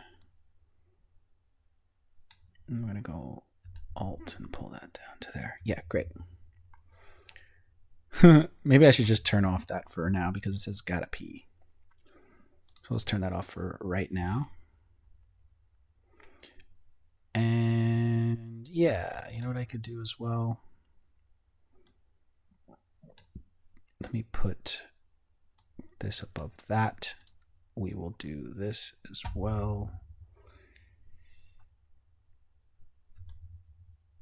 Crop that. And then what we can do is make this bigger. Okay, we're going to take a slight detour. And we're going to critique this a little bit. Because I want to be a film professor. And if I was a film professor, this is how I would critique this student. This is the work of a student at Lycoming College. Let's take a look at the reel. And just take a look at it for what it is. Let's read the thing. From my spring cinematography course, my group worked with Bullfrog Brewery to create 3 short videos showcasing their beer, food, and atmosphere. Excited to share the final edits. Great. That sounds awesome. That's awesome that they're working with clients too. So that's pretty cool. So let's play it.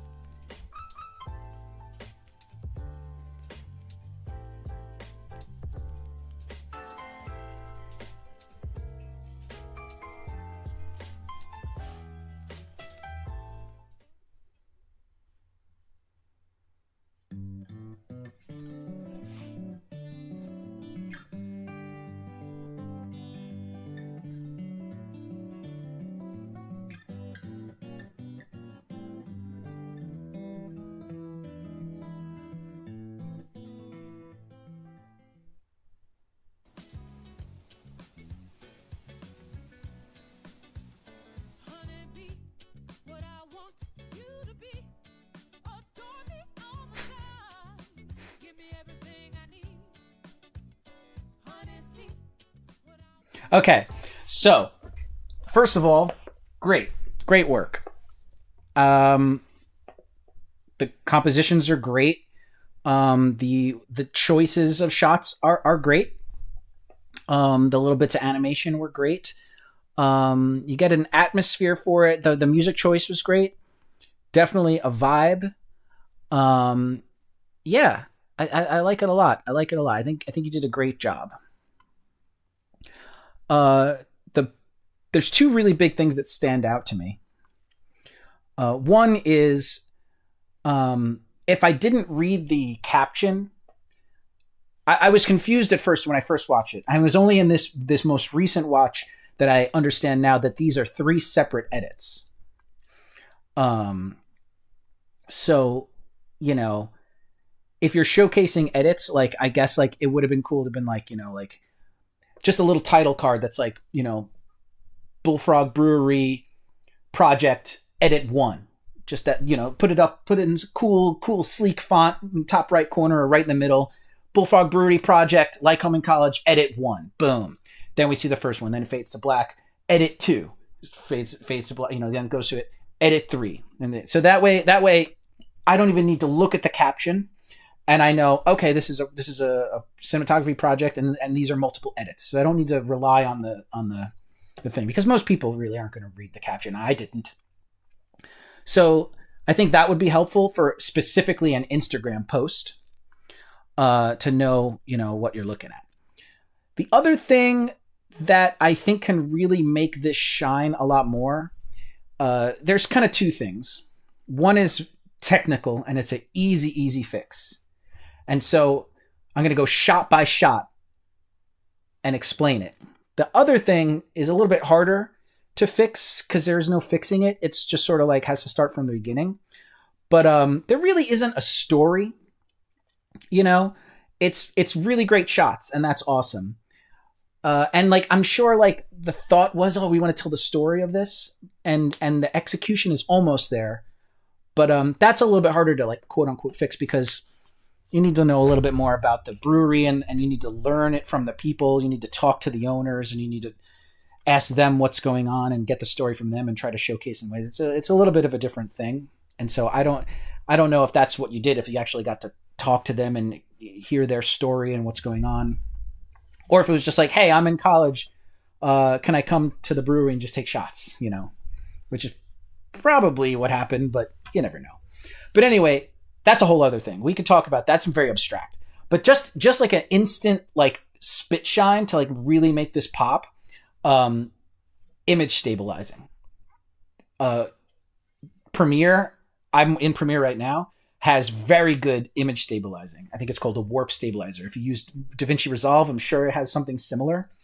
But obviously it is shot handheld. And so some shots don't really need it, but there's some shots that I do think would really benefit from it. And so I'm literally going to go shot by shot and talk about it. So opening shot, wish I could pause and go back, but I guess I could download it. Oh man, can you give me a minute to download it? Let's try, hang on. I don't know if we can try this. I don't know if we could do this, so let's do it. Instagram Reel download. Let's try this one. Because then I could bring it into Premiere. It'll just be much easier to talk about.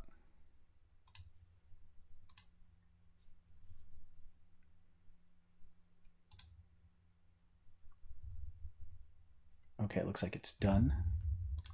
So I'm just going to bring it into here.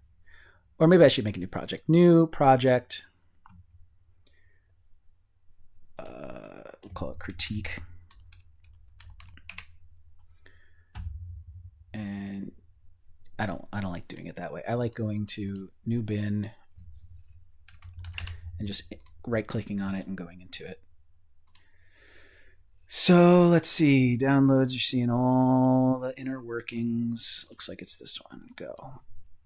Okay, and then we're gonna make a new sequence. Fine.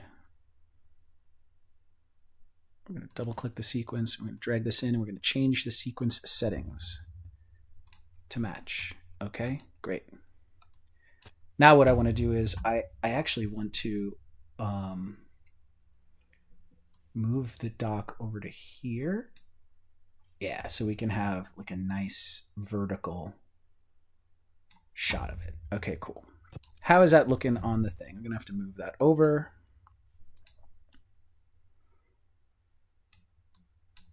And then let me move myself.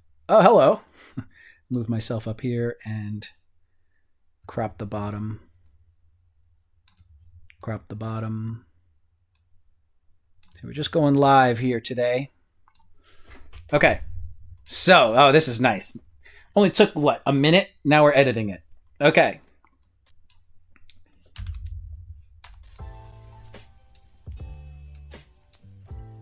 Okay. It's kind of funny because it's not as noticeable on this. When you look at it on Instagram, it's way more noticeable. First of all, we can up the quality to full, right?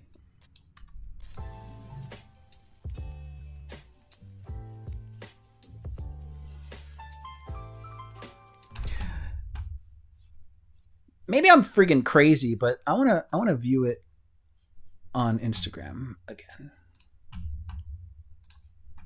I feel like it's running smoother on here. And like the other thing too is like on a phone, the movements are much more pronounced. But check it out. Here we go again. This shot's cool. You could tell it's handheld. I like that it's like kind of out of focus and silhouetted. Super cool. It feels like, all right, brewery's not open. This is like, you know, what happens every day. The workers got to come in and clean. Super cool. This shot is cool. I'm not exactly sure what's happening. I think upon closer inspection, it is a hopper that they're loading stuff into. So it's kind of abstract. I think I would have liked maybe a shot of like a close-up of the hose, you know, or something that kind of brings me into this moment, a close-up of the guy's face, you know, in slow-mo. But going from this shot where we're like sort of establishing a location and like something that's happening to a very abstract shot that I'm not quite sure where we are, what we're doing, it is kind of like a little jarring. But it's still a cool shot. Got the rule of thirds. You know, there's like this middle section here. It's a little out of focus. Got this top section here in negative space, and got this spot down here. So it is a cool shot, but you know, I think I would have liked to seen this guy's face or a slow-mo of the hose or something like that. But that it is what it is. It's fine. See, now we're seeing this guy again. So we had this one abstract shot in the middle of the dude. You know, it's cool though. Now here, the thing with this shot is there's a little bit of camera bobble that gets me. My previous coworker, I used to run a production company, and I had a co-founder named Cody, and we used to use the phrase "we bumped on this." That I bumped on that. You know, it's like it takes you out of it. So right, that little camera movement of kind of I bumped on that. So I don't. So it goes and it goes. You know, I don't like that. You don't need that. If you're choosing your shots very carefully, you have ultimate control. You don't need that little camera bobble. Let's watch in slow-mo. Oh, it happened already. Yeah, just that little goo. And I know what that is too. That's the camera's image stabilizer trying to compensate for the handheld. So there was probably like a pretty big move, and the image stabilizer kicked in and is working it out.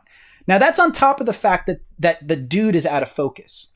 What's in focus is the hopper or the silo or the bin or whatever this is. So like I do like that we're seeing this guy, but like, you know, ideally we'd go back to the raw footage and find something where he's in focus and use that. But still on the phone, you can't really tell that this was out of focus. I probably would have graded it a little bit darker just to stick with the mood. Like I'd love to still feel like we're in this environment. It's dark, silhouetted, feels like the morning or maybe even nighttime where we're cleaning. And so I love this look and how he's dark, but then we kind of lose that when we get here to be abstract. And then we're coming back to it. Like we're supposed to remember that that's where we are, but the lighting is very different. So I would have like brought down the color. So let's just pop in here.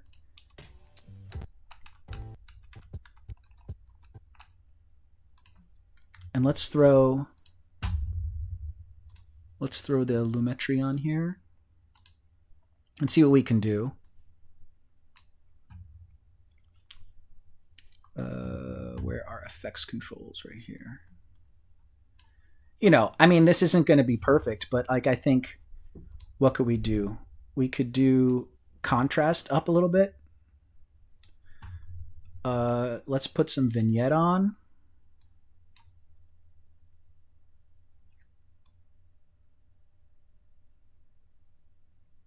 And then let's bring down the shadows a little bit. Highlights are cool. We could bring the highlights up. Maybe exposure down slightly. Let's see. Blacks. A little bit more blacks there. Now I'm working with a 6 megabyte file, but if you got the raw, you could really push this. And as I'm seeing this, I'm seeing that the tint makes things look a little bit greener. So let's warm it up a bit. Yeah, I mean, already just that little bit kind of brings us back into that mood a little bit more of where we were over here. And let's see what happens. Let's see what happens if we put.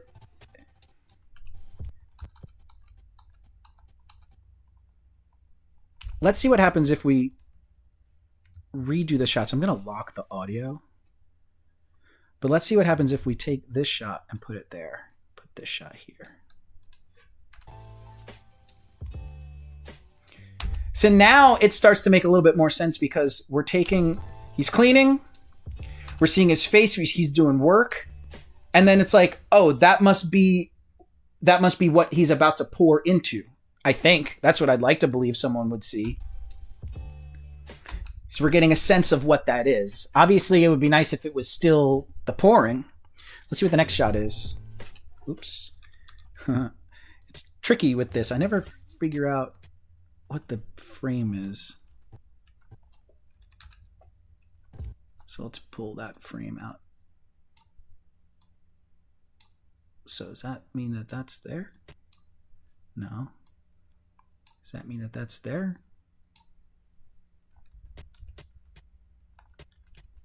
Okay. I never know like where to friggin' cut when I want to do frames. Final Cut was a little bit easier, but Premiere it's like, wait, so is that the beginning? Also, we're going from slow-mo to regular mo. A little jarring. Be nice to stay slow-mo the whole time, but it is what it is. And that camera move really annoys me. But what are you going to do? Oh, damn it. Why is that happening again?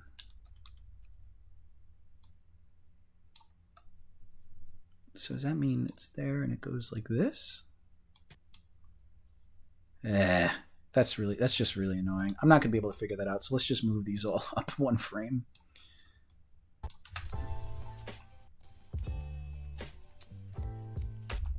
Why is that happening?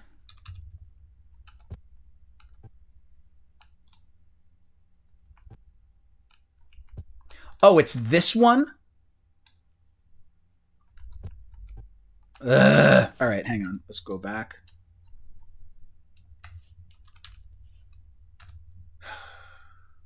This is only happening because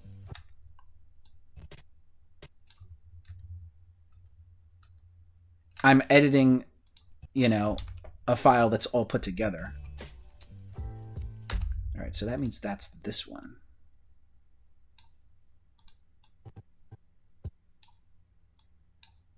Now we'll do this. I gotta be careful of that moving forward.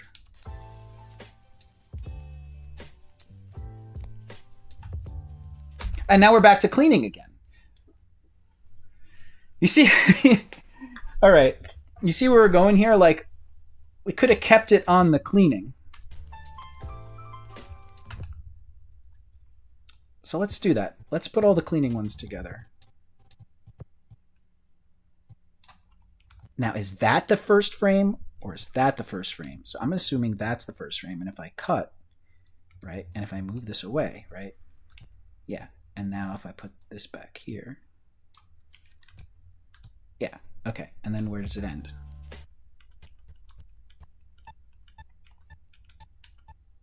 And this is a cool shot, like he's cleaning, but it's also like not as interesting as the hose, you know? So I guess I gotta go on the first shot of this.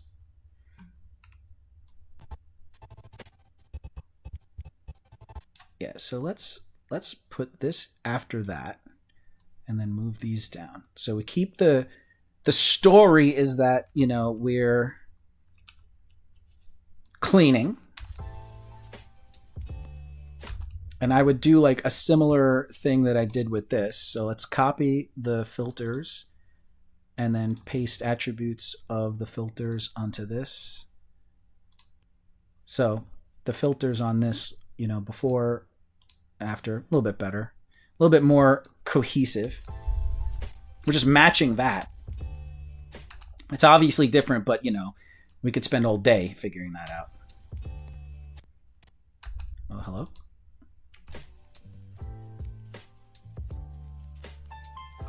So now that to me works better because we're seeing the dude clean. We're seeing him still cleaning. He's working on the stuff. Now he's switched. Now his task has switched to adding the whatever it is, the barley, the hops. And now we're seeing like, okay, get a closer look at what we're looking at. Great. So we're starting on that wide and we moved into looking through it. And we're doing environmental. So now you're drawing me in. Now it's like, oh, cool. What do you got going on here? Cool. And it's funny, like before I was gonna say like there's little things that you could add the stabilizer effect to, but like now I'm like not really noticing it because now I'm paying attention to like the story and the sequence of events. But if we were gonna say what I was saying before about image stabilizer, this needs it. This shot, it's got a little bit of like a, you know, a shakiness.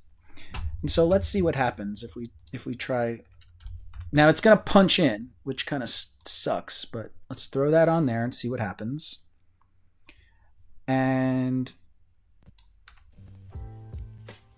you know what? I'm going to do it on this one too and see what happens. That one's okay. Also okay, also okay. Although my computer is really going slow. Not so bad, except right at the end there, those last few frames where the camera moves. You know, it was like 2 frames. You know what I mean? I think a good cure for that, in what I'm doing right now, because I don't have the raw footage, is... Come on. All right, so let's find this clip. We're going to cut it out. Find the end of the clip. All right, there's the end of the clip. It's the beginning of that one. Now, we're going to... All right, it's right about there we start to move. So I'm looking at this strip of white right here. And I'm waiting till the first time it gets kind of thin. It's kind of like there. Okay, right. Now I want to remove that bit. It's gone. But I have this gap. So what I'm going to do is I'm going to slow this clip down to fill the gap.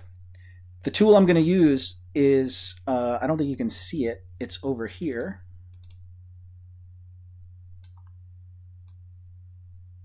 It's right over here, and it is called the Rate Stretch Tool, Shift S. And we'll bring it back, we'll click on the edge, and we'll pull it over. Pull it over. So that should have slowed it down. Yeah, because there's really not much going on. You wouldn't be able to tell with this shot that it is going in slow motion because it's a pretty much of a still life other than the handheld. And so the slowing it down, you know, will introduce the slow motion artifacts or whatever, but it'll tamp down the handheldness of it, and it'll also be able to edit out that bad move off to the side. And I love the way it's edited. Now that wasn't me. It was edited on that beat. Which is always good. You can't overdo that. You don't want to do that all the time, but that is good. Oh, sorry, you can't see. So let's move you back over to here. All right, and what I always like to do is go back to the beginning, watch from the beginning.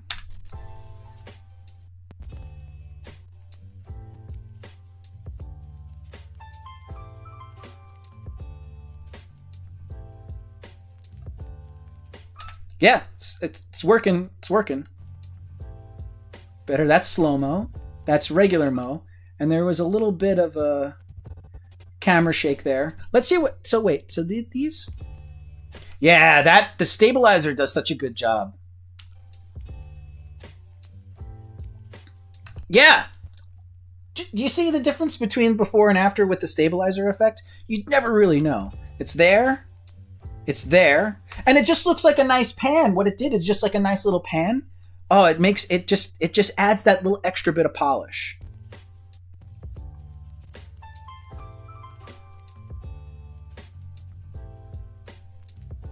Let's put it on that one too.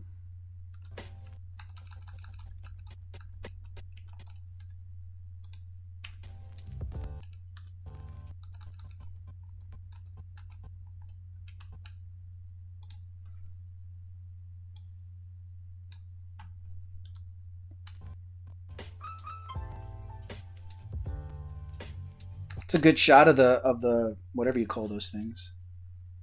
What are those called?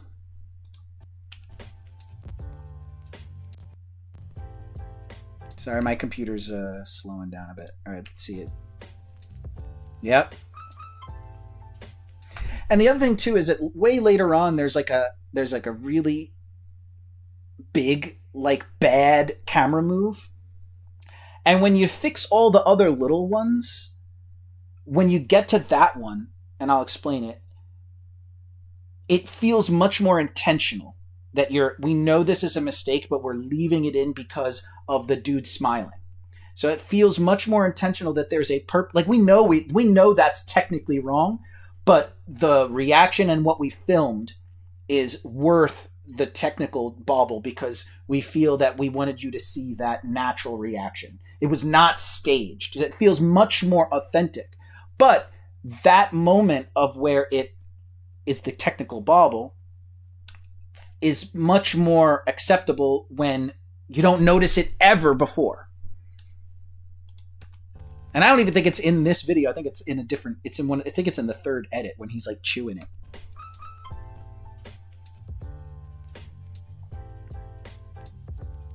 Good stuff. That definitely needs the warp stabilizer. Yep. Now it's got a fade, so I don't know how the warp stabilizer is going to handle the fade.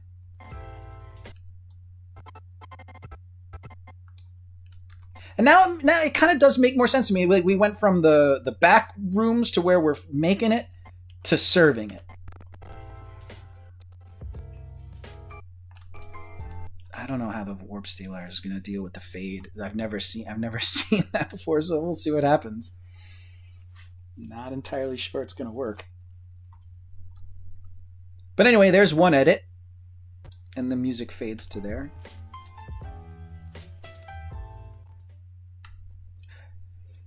That's a little weird. Probably would have been better to just do a straight dissolve to this shot rather than a dip to black and back up. Just because this feels like an ending here that it fades. And then this feels like what's... You know, I'd say just do a straight up fade, you know. And I could probably salvage it.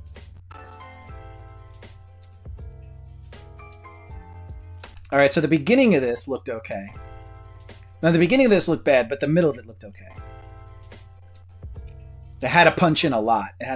This one is suffering from the warp stabilizer, but I don't know. Was it better before or after?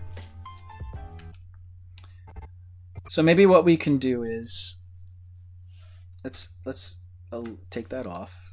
And I'm pretty sure you have this same shot elsewhere too.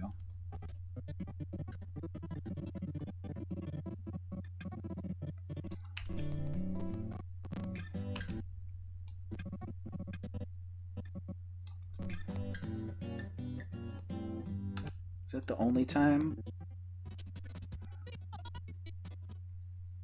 Yeah, well, it's... Okay, this is the only time.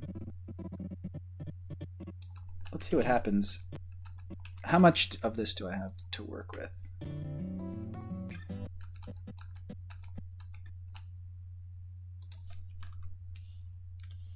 We'll bring it up.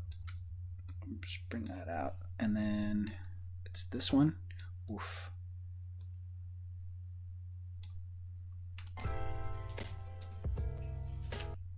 Oh, interesting. Oh, that's interesting. Can I match the? Let's see. It's somewhere around there.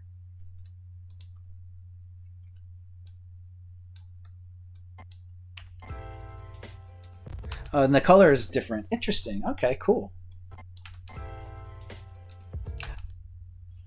One might be tempted to leave that editing weirdness in,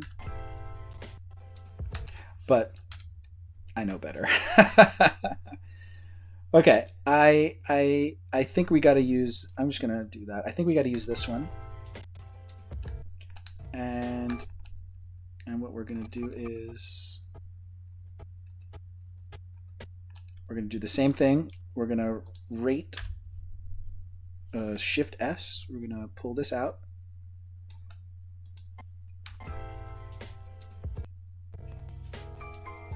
Can't really notice that it's slow-mo. Can't really notice. And then we're gonna do the same here. We're gonna cut out the fade.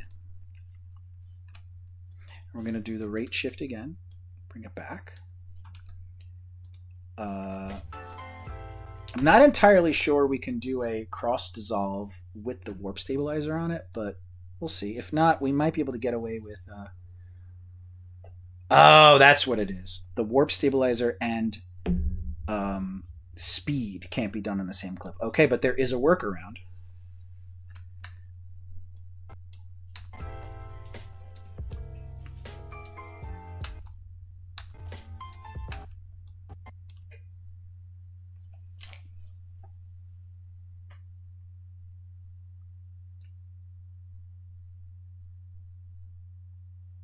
My power just fluctuated. That was weird.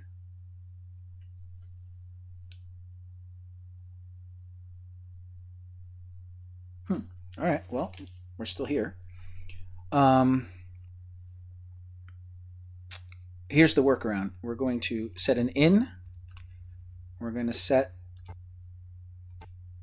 an out.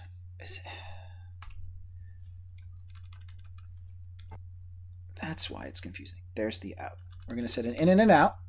We're going to render it slow. So we're going to export media. Oh boy. Come on, computer. All right, it's just H.264. I'm just going to put it on the desktop for now.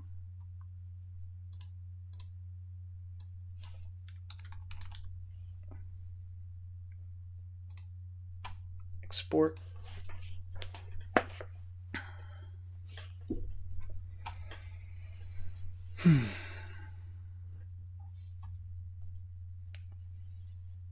Okay.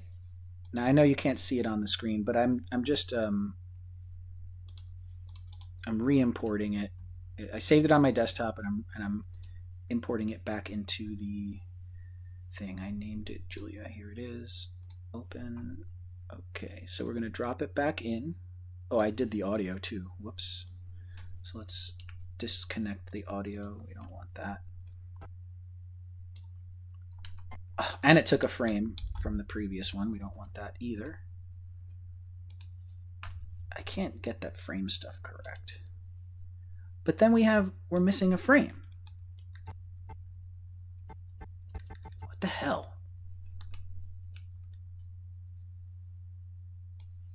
Why did it take... All right, fine. I don't like the way Premiere does that. Okay, so we have the damn thing, right? Okay, now, since it's rendered, we can throw the warp stabilizer on it. There we go.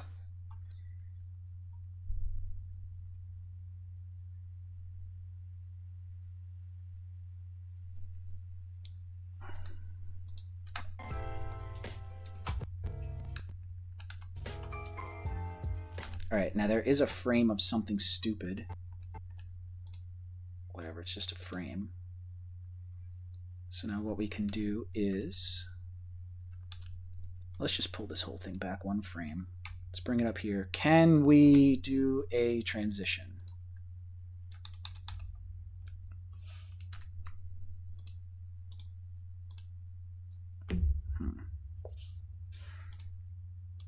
All right, the reason why we can't do a transition is because we're out of frames. So what we need to do is, how many frames per second is this project? It is 24. Okay, easy. So we're gonna go to the splice point between the two cuts. And then what I'm gonna do is I'm gonna back up 12 frames, and I could count it, 1, 2, 3, 4, 5, 6, 7, 8, 9, 10, 11, 12. Or I can hit well, first of all, let's get rid of the in and outs here. I can go, make sure I'm not selecting anything, hit -12, and I can make a cut there. And then delete. And if I go back here, I can go +12, delete. So now there's 12 frames on the front and back of each clip, so that together it equals 24, and I can do a dissolve between them. That feels like a much more natural ending, rather than the fade to black for a little bit too long and then coming up to the logo. It's like, let's just get to the logo. And it's a nice fade. I mean, the computer's struggling, but there you go. Oof. But beautiful, and it's ending well too. All right, so let's cut there. Now, I don't think I'm going to do all of the edits, but that's the critique of the first edit. Let's watch it. I should probably just render it out.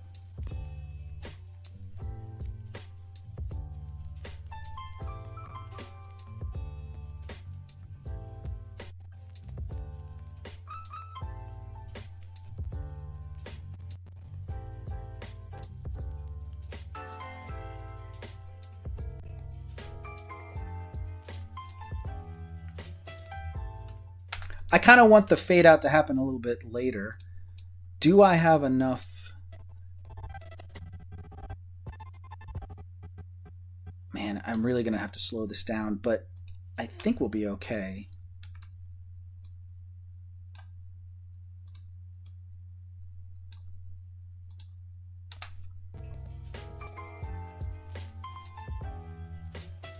See, that one feels more handheld. It doesn't have, like, the reason why I'm not putting the warp stabilizer on that is because, well, it's slowed down, so the handheldness is working better. And if it wasn't slowed down, it would have this, like, shake. It's the shake that looks like the mistake. People are used to, like, a nice kind of handheld vibe, but not the shake, which is also why a monopod or a tripod shoulder, mount really good. So I'd say we're almost there. Come on, computer. Oof.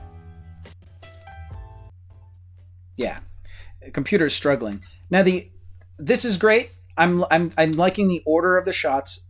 The only thing that's bugging me now at this stage is there's like too many shots, and for the purposes of like editing to the beat. There's a few parts where I would like the thing to breathe a little bit more, and I would like the cuts to be more on the beat. They're a little too erratic. Now, I said before, you don't want to edit to the beat the whole time, but it's most of the time. And only when you start to notice that it is to the beat that you want to alter it a bit. And then you alter it a bit, and it brings you in more, or it kind of just shakes it up a little bit so it's not like boring. But in this regard, I'm seeing edits that, like, now granted, the computer is struggling and it's not going super quick. So it's going to be hard to really edit on the beat. But that's what I'm seeing.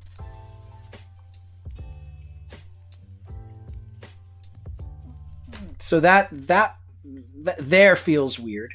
I almost feel like these two need to be here because it's nice, but we got to find the right moment to cut. Like, there's the beats, You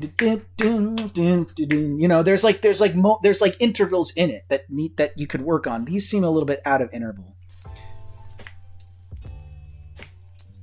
This is working. It's not on the beat, but it's working. I mean, we could try to get it on the beat. I could just slow it down some more. And what's cool is I can see the beat under it here. So let's see what happens if we do this. And we, once again, the old trusty rate shift, pull that to there.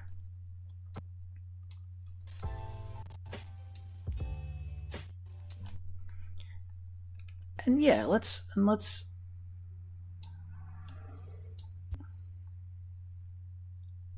Oh, okay, so this is being stabilized. Okay, gotcha. All right, so let's do this. Oh, come on. What's going on? Rate shift that one. I didn't mean to do that. Okay, gotcha.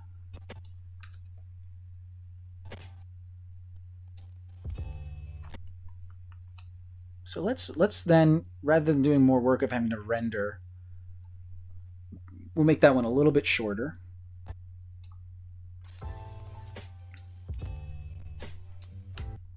And we'll leave this one go for a little bit more to the beat. Yeah.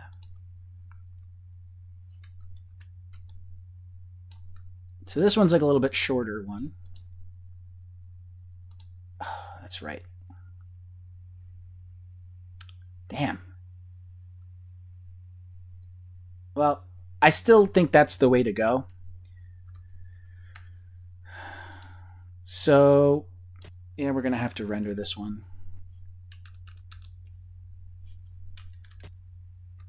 Now, if I hit in, it's only taking that one, right? And then I go to here.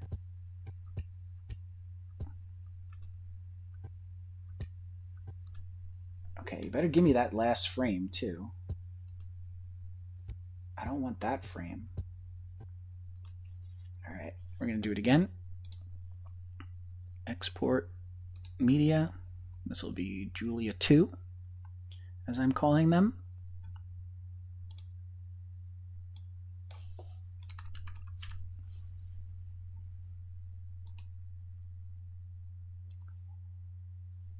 So once it's stabilized, then I can render it out and then I can slow it down. It's annoying that I have to do that, but it is what it is.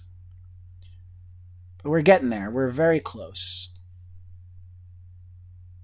Let's pull this down on top. I'm going to disable this clip and we're going to get rid of this. Rate shift this one over. Come on. Because like this is a good shot, but it's not as interesting as this one. It helps it.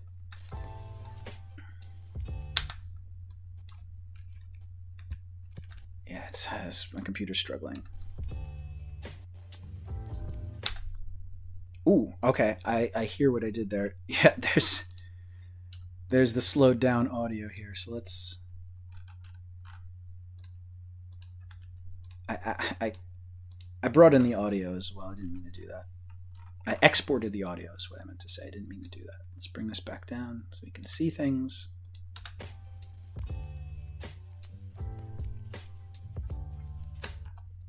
I mean, yeah, that's bugging me a little bit too, so let's find a good spot to do this.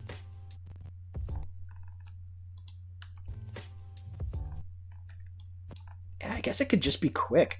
There's nothing really going on there, so let's bring this one. Is this one stabilized too? I don't think so.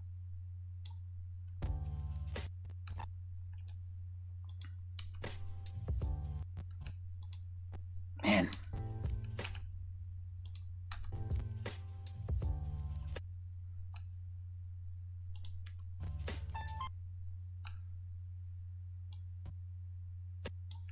Yeah, I think that's fine. Just cut it there. And then that's a cool shot. Let's just bring this back. See what we can do. Okay, now what's here? Now this one was stabilized and slowed down or whatever, so yeah. Let's rate shift this right up to the beat there. Move this over here.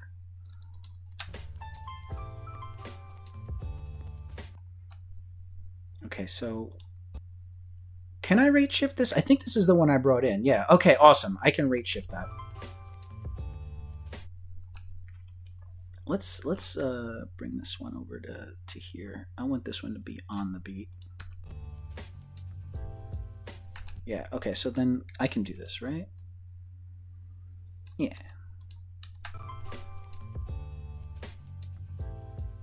Yeah, we're getting there. We're doing it. I think this one was warp stabilized, right? Yeah, this one has the warp stabilized, so I can't slow this one down.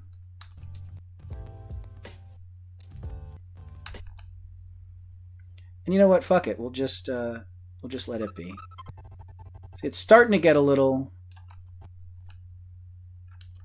monotonous, I guess. So like to have this one part that's not on the beat, I think is good. Yeah, that's cool. Let's see. So there's a beat right here. Let's put this on that beat. Just cut it. And then that's a great shot. Now, no one will be able to tell that this is going to be going slightly slower. So we want to bring this back. Or I guess we could have done it either way. And then rate shift this over to here. Ooh, okay, so let's find a good editing point there. Probably the snare, right?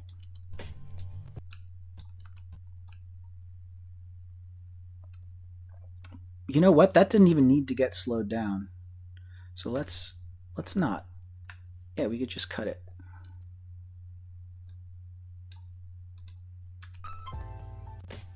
You know what though? I do think that like starting the shot here, you know, we're looking at the right angle handle, right? We're looking at this. That's not very interesting. It's much more interesting to see when that kicks into focus. So I think that's the shot. And we can slow it down because no one's going to know.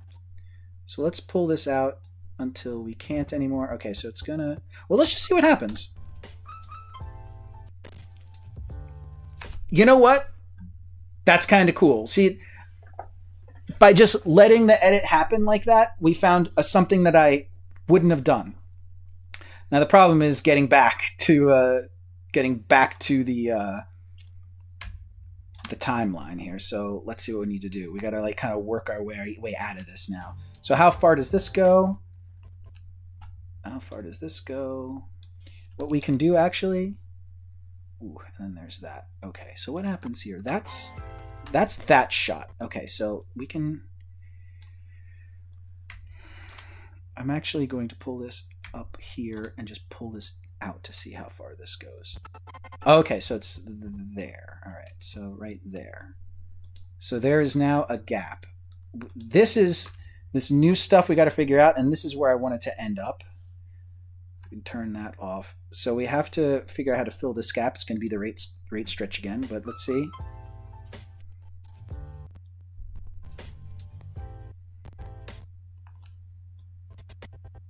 Oh, that's cool.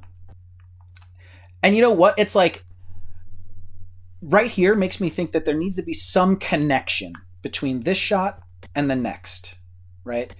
We are very tightly close up and then we're back out. You know what? I almost think...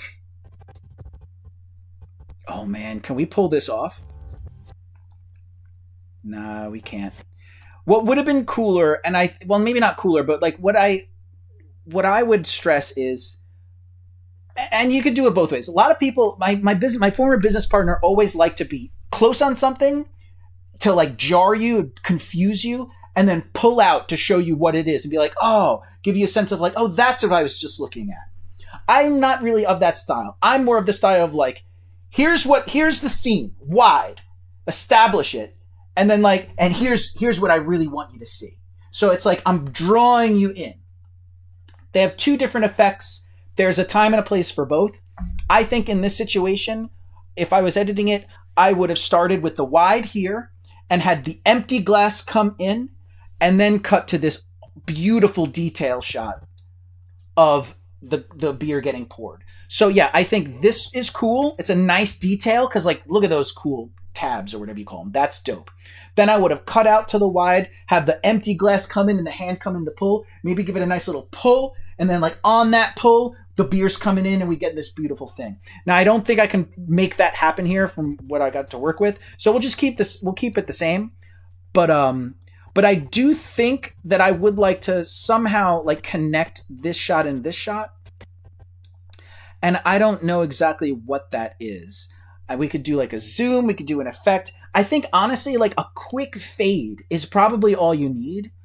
And it probably also means we're going to have to slow down the shot before it to make this last. Or maybe this one. We might have to make...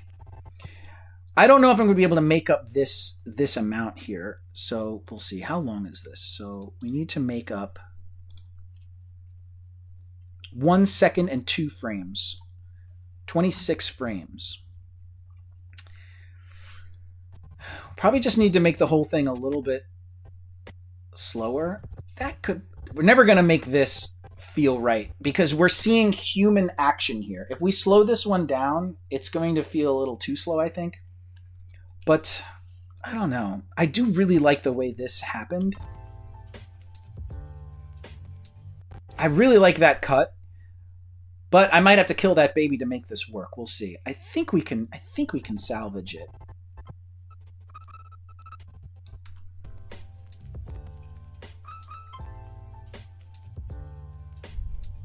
Yeah, let's just make this one slower. So I really like this cut here.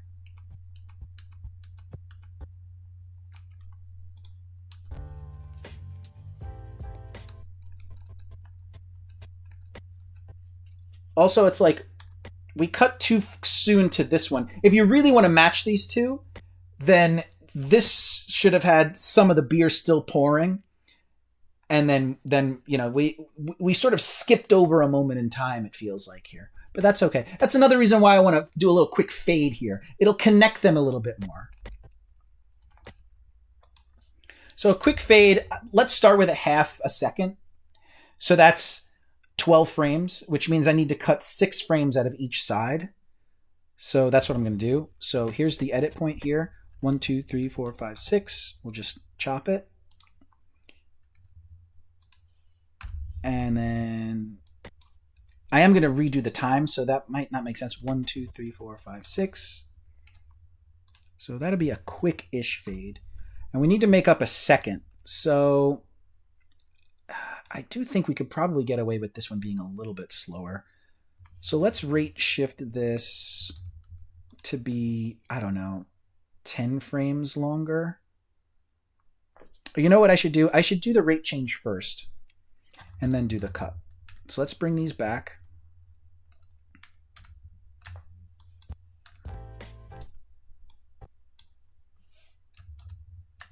This is where the edit point is. Okay, so let's do the rate change first.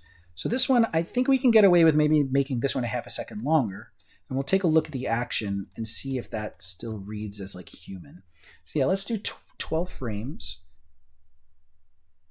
Does that read weird? Actually, you know what? It fits the vibe, honestly. Okay, so then that's going to be the last shot before this. Definitely. Now, there's the point of edit between, yeah, that and that, which we like. We don't want to move this edit. But I do think what we can do is we can also rate shift this one back to here. And I don't think anyone's going to be the wiser.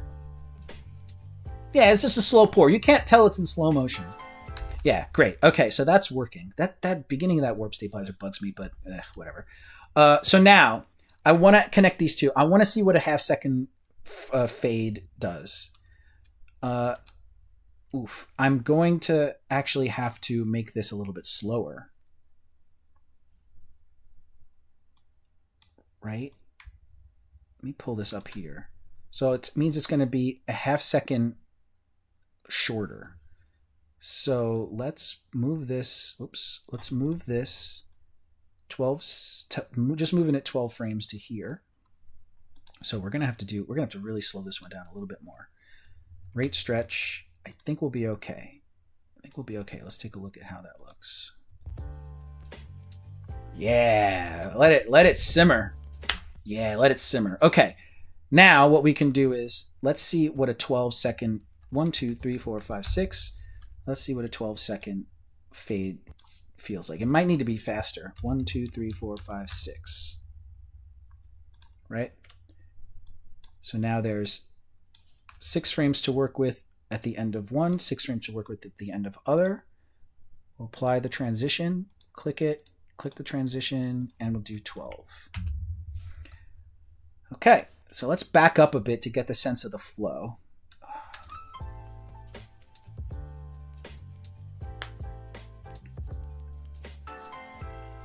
Yeah, in fact, this probably should be a little bit longer, but it works. Maybe it should be a little bit faster, and that's okay. We don't have to do anything else with the frames. We'll do okay. Now we're at a 10 frame.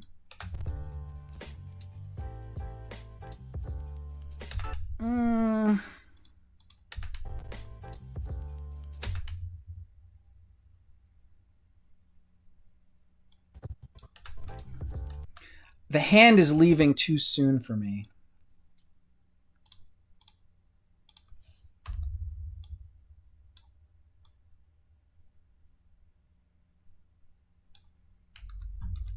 That bugs me.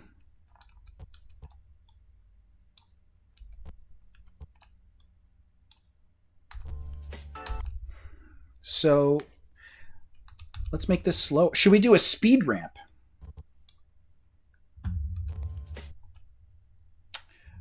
We could try it. Try a speed ramp on it. So the speed ramp is make the thing big. Right click, show clip keyframes, time remapping, speed. So now instead of opacity line, we've got speed. Now I want to slow down from there to there. So we'll do pen to do that. And so it creates this little thing. We're going to slow this. Nope.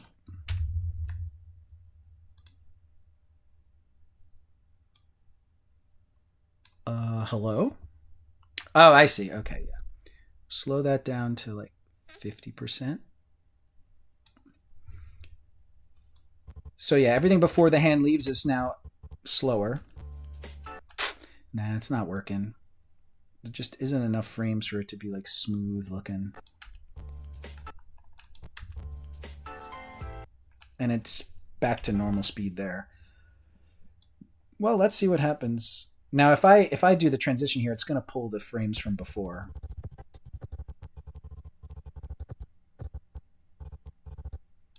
Right?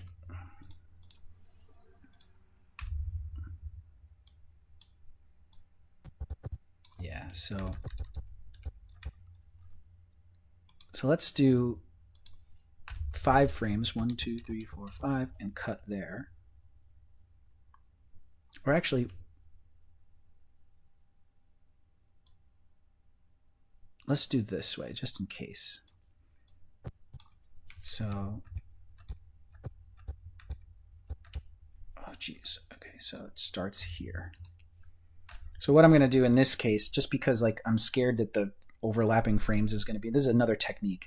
So what we're going to do is we're going to take this transition, we're going to do 10 frames. It doesn't help. It doesn't help. All right, you know what? Fine. The speed ramp didn't work.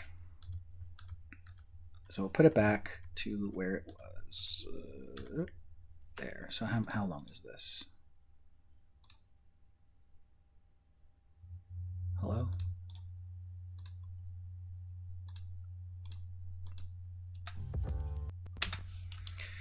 I guess it'll just have to be that. And I don't even know if the fade's the right choice here. It might just have to be an edit.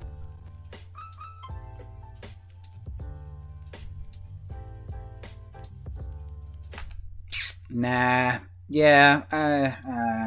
Nah. I don't want to see the speed things anymore. So let's just do the opacity like normal. But it feels like I cut off some.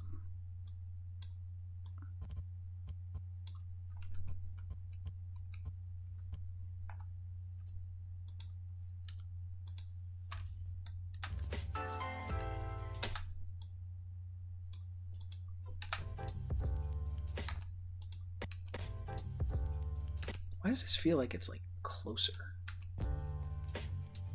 Because it goes, maybe it was stabilized. Yeah, so there's really nothing I can do because I don't have the raw footage, but like I would have, for here, I would have backed the footage up and still have a little bit of that pour left.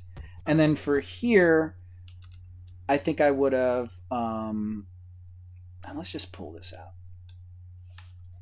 I would have used a little bit more of the hand putting it in, but I think now that I pulled that out, I think we do have that. Yeah, that's fine. Oh, and there's no fade there. I don't know why there's no fade. Do we want a full second there? Yeah. Beautiful. Yeah. The one last thing I want to do is at the beginning is just make sure that this frame, we'll rate shift this one frame over. Please don't crash. Save. Rate shift one frame. Okay.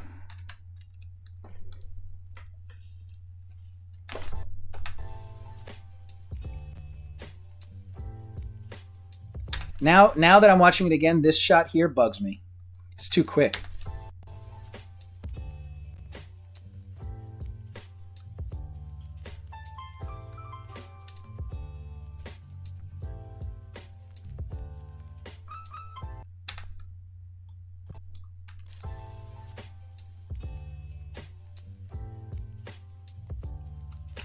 Yeah, it bugs me. I don't think we need it.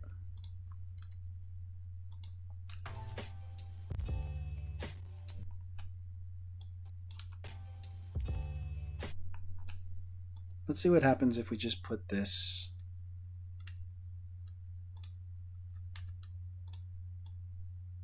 to here.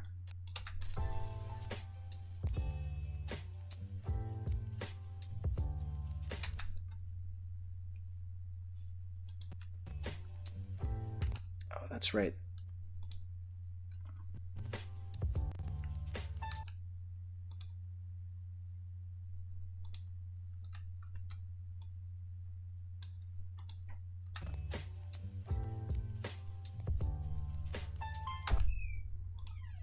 Hi, Mo. Alright, so I do have one frame of bullcrap here. Is it this one? No, it's this one.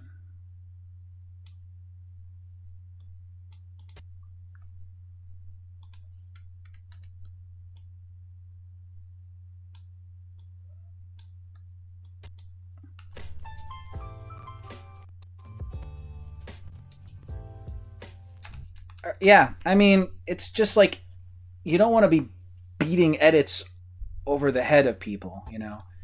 So, yeah. That's a thing. That's one lesson to really learn is to kill your babies. Hey, Jenna, how are you? Good to see you. My cat just jumped up on my lap. Hi, Momo. Should I make it so you can see him?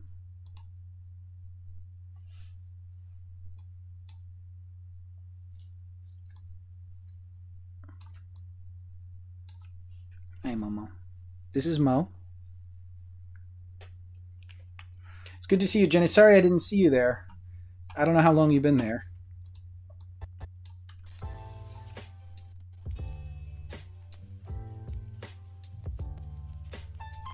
Okay, so we have to fill this space up. I think it's just that. I think I accidentally just did that. And this is cool because like this is what he's looking at. And there was just a little extra. See, if after the few too long ones, having a quick one's cool. I think. At this point, I'm not going to do any more. At a certain point, you have to tell yourself you're done.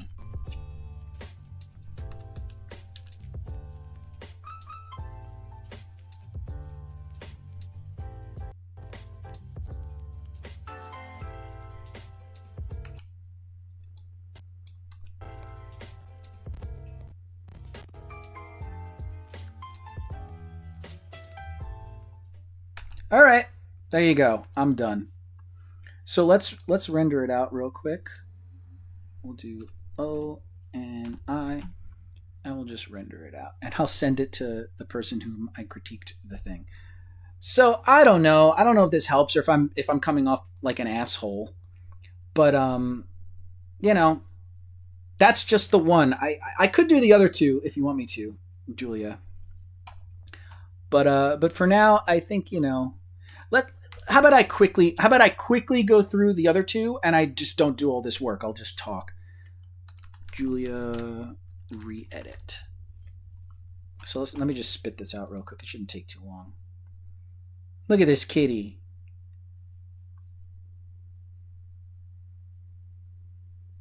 Do you hear him purring? Hi, sweet boy. Look at you.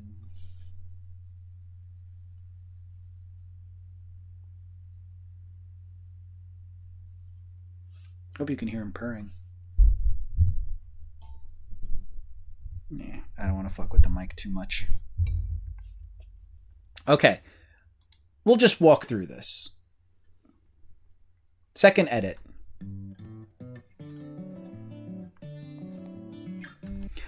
Okay, I mean, in a perfect world, those shots would be on a tripod. Let me lower the audio here. What's the best way to do that? I think I'll just go like this, and I'll lower it in my headset there.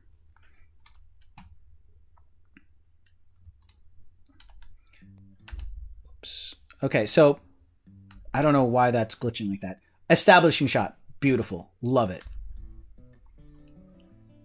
Why are you glitching?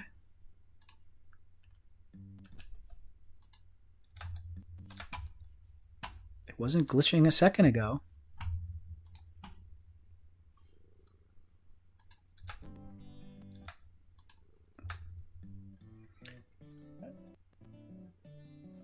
Yeah, that's cool. And I get it. Bullfrogs. Cool. In a perfect world, those would have been on a tripod and you could like do it smoother as all. You know, we're getting a handheld vibe here. It's fine. Beautiful rack focus. Love it. That's a great shot. Now I would have cut out before the focus started to change again. Metal. Goldfinger. Great. That you're done there, right? There, you're done. You can cut it and rate stretch if you got to do it, but the shot should not continue going as that focus changes. I mean, you know, in a perfect world, the whole thing would go blurry and it would be like a dynamic thing. But in this case, leave it there. I think I get what you're doing, but you know, love this. It's interesting because they're upside down. This says brewery. Would this look cool if the whole shot was flipped? Probably not. That also, this one is a great candidate for image stabilizer. You know, or slow it down. If you make it slower, that might tamp out the handheld, because if you do image stabilizer, this is basically a JPEG.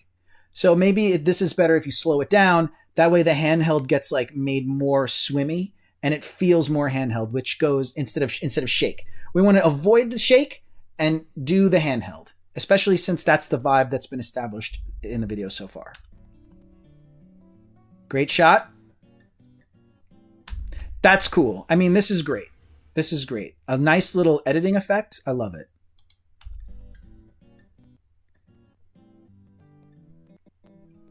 Let me back up a bit.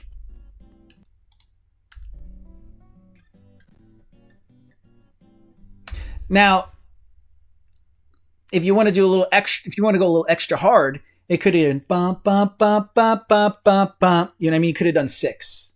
Bum bum bum bum bum bum bum. A little bit more work. You have to find more shots, but it keeps you engaged and it really emphasizes each one of those hits. So I would have tried to dress to impress and try to hit 6 shots, and you could just overlap. But it would be 1, 1, 2, 3, and then maybe 4, 5, 6, 7, 8, 9. Okay, it's 9 shots. You could probably do 6, but you know, some way to get more in there would be cool. And that also did linger a little too long. Great little transition though. I thought that was good, because that's a pain in the ass to do. And you added motion blur. Excellent. What I think you could also have done here is do ease in, ease out. Let me see if I can explain that. So, all right. For instance, let's do a real quick animation here, right? So you have these two guys. I'm gonna get rid of the audio.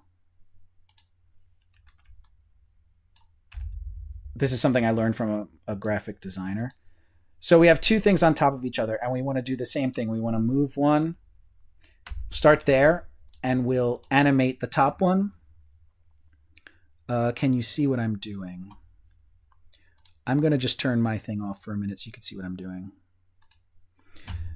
So we're just going to do position. We'll do position there, and we'll go 1,000, right? And let's leave this one go. And we'll do another position there, right? Okay, so we want to move from here, right? And then when we get to this one, we're gonna move this out here. Now you know how to do motion blur. It's on the transform. Maybe we should just do transform. Yeah, let's just do it. All right, so let me. Actually, you know what?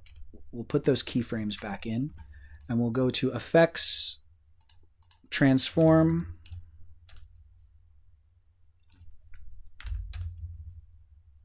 Put the transform on here. And then what I can do is on the position there, and we'll match this one here. That way they're the exact same ones, but I'll delete these up here. And so, yeah, for this one, we're going to move to this one here, and we're going to do the x-axis this way, right there. Or let's go a little bit further. So we don't want to right at the edge. We want to, well, you know, it could be right at the edge. Yeah, let's do right at the edge. Boop. And then the shutter angle, 180 degrees. Okay, so now as we see it, we have basically the same effect that you just did. Might be a little bit slow, so let's make it a little bit faster. Yeah. It's somewhere around there. Now, what you can do to make this a little bit smoother and just that little extra bit of polish is ease in and ease out. So what's happening is the thing is moving exactly as you told it to. But with ease in and ease out, it kind of ramps up to the speed and then slows down. So instead of going like this, it goes like this. We'll do it again. Oh, I don't have my camera on. Ha! So here. So you told it to do just this, right? Start here, stop here, go. Now, ease in means it'll ramp up to the speed and it'll slow down. So it'll be more like this. One more time. Here. Ramp, slow. So you click the first keyframe, at least in Premiere. This probably exists in other platforms too. Temporal interpolation, so speed. Ease out. Because we're coming out of the movement, we're going out, and then as we land, we want to do ease in.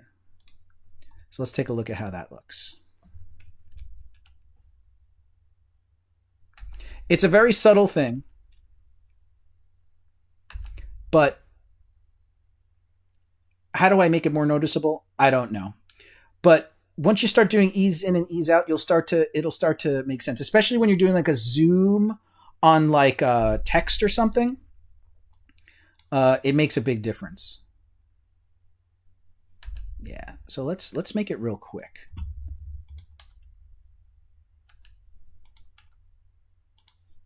And if I change these back to linear,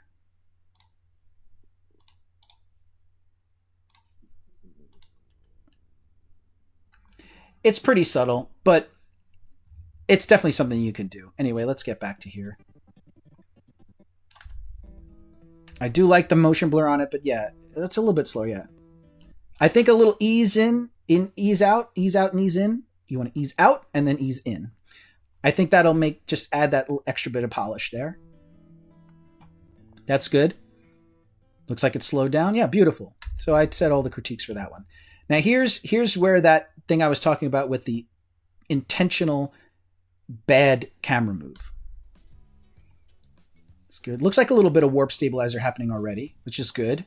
Very good. Oh, I like that zoom. Loving it. This is great. Nice. Yeah, you know what? Okay, yeah, you know what? As a standalone piece, this is working very well. I'm noticing that the stabilizer was going on this one. Fades are good. Okay, what I can say is the audio. So let's listen to the audio here.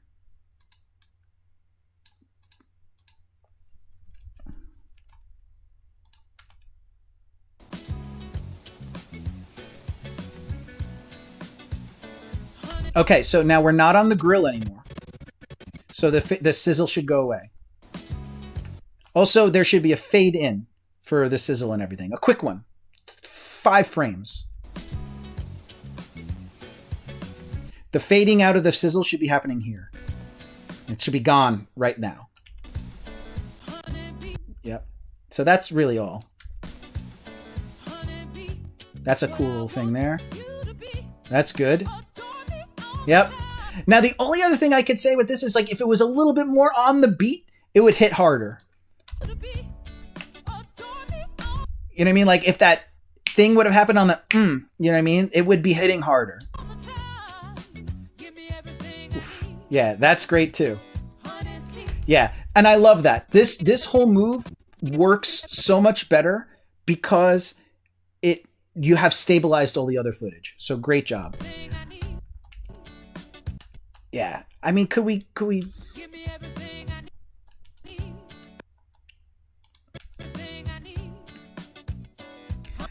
Maybe you don't need this part.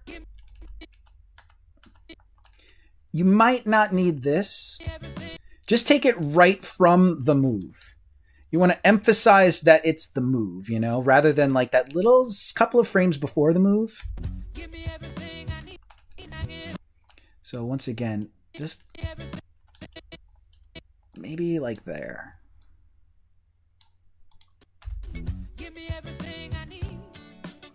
Yeah, I think that's a little bit better. You still have the move, but you cut out just a little bit of the extra bobble. Yeah. Now, what did we cut out? We cut out a bunch, right? So...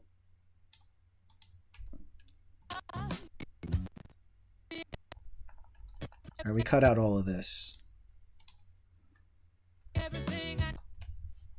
we have all of this here. I'm just having fun now. He's a little slow there. You could definitely get away with the juices. You could definitely get away with the juices. So let's just a ramp would be funny. But we're just gonna slow it down like that.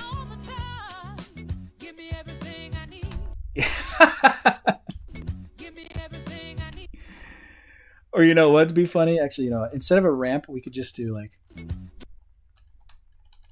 when does it start dripping? Right there.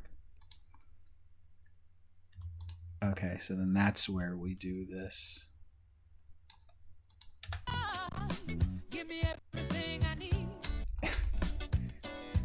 Yeah, I'm just playing around right now. Like, I'm not saying this is right, but like, you know, I do think that like this works better as a intentional camera fuck up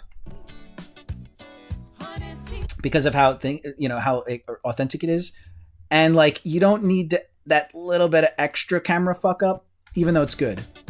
I would say that's like a kill your babies type thing. You know, I think I mean, you could. You're the artist. You choose what you want. Maybe you could dial it back like a couple more frames. You know, like that works too.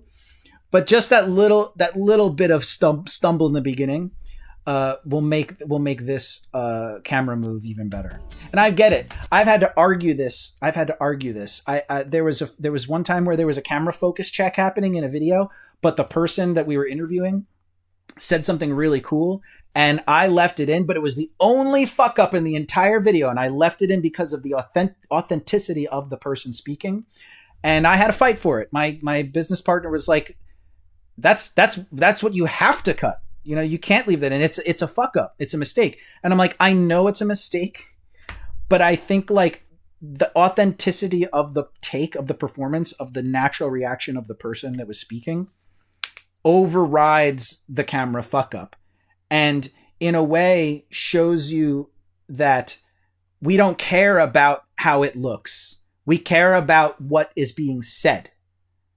You know, if what is being said is better than how the damn thing looks, then that is more important. Your product is more important than how our video looks to us. That's what that says. But you got to do it within reason. There's a little bit of a limit there. So this is why I cut off a little bit of that. But yeah.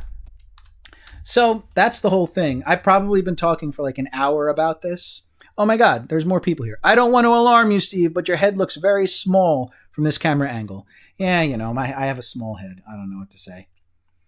You know, I could zoom in, but then you wouldn't see the kitty. So anyway, this is educational. I have to edit my reel. Oh, nice. Yeah, Jenna. I'm hoping this does help. Yeah. I wasn't really going to do this again for a while because it's really hard to edit because the computer's so slow. But yeah. Anyway, that's my thing. For those just joining, I'm critiquing an Instagram video of someone that I met who is a film student, or at least does film in college, and this is their project. So I just completely ripped it apart in an hour. But yeah, hopefully they'll watch it. I'll give them the link to this live. But anyway, I am going to stop for now. I'm going to eat, and I might do a little bit more editing of this football thing that I've been working on. But I gotta take a break. Slow-mo this clip on loop. Viral food porn for sure. Hey, there you go. There you go. Give me everything I need. Give me everything I need. I gotta say, you nailed the vibe, Julia. You nailed the vibe. There's such a good vibe. All right, you know what we're gonna do? I'm going to just watch the edit that I made without all the fucking stuttering. So let's see. I'm going to pull it up here.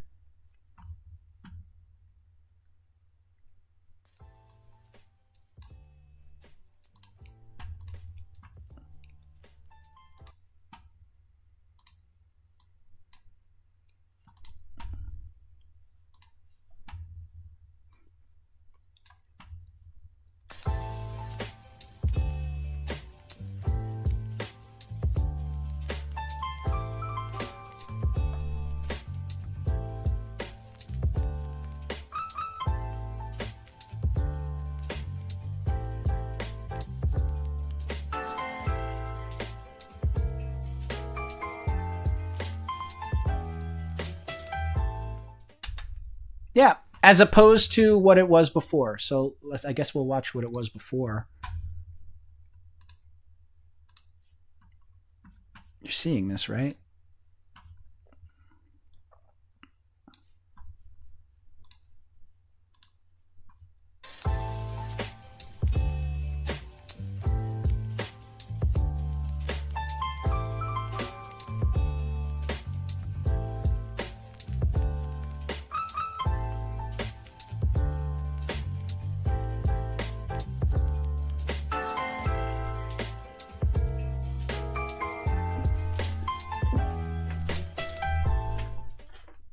Overall, I mean, it's not much of a big difference. It's just sort of like a polish, a spit shine, and like just, you know, random changes. So here's what it is now.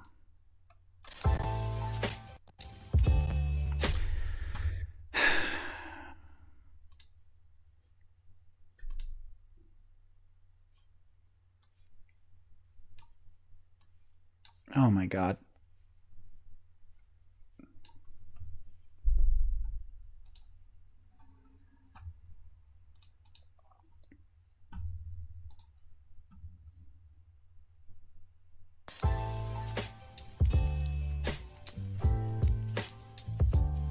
I want to watch them back to back. Come on.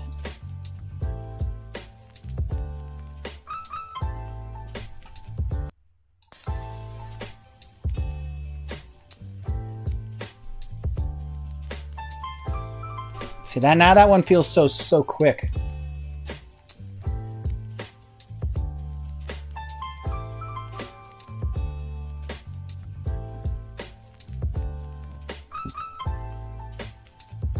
Yeah, I'm bumping a lot on that first really short one, but I'm not going to do any more work here.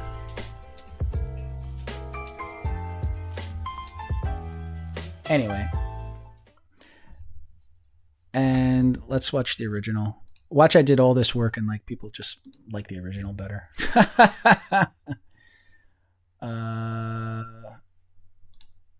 It is here.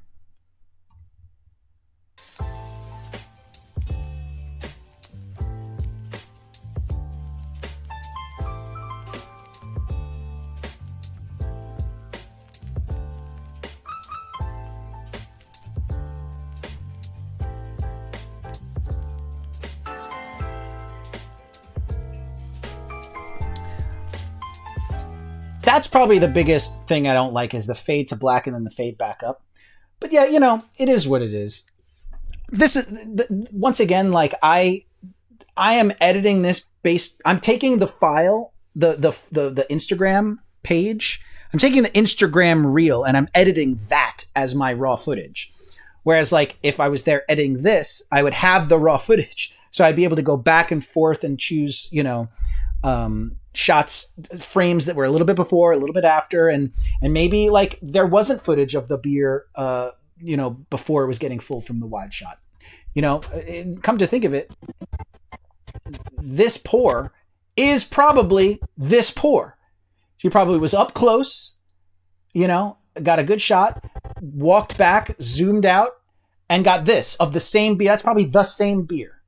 So it makes you a better shooter because it makes you think, okay, I'm gonna get the wide shot, go in, pour the beer. Okay, good. Now, somebody drink that beer. Get an identical glass. Get the close-up. The beer comes in, get the close-up of the pouring.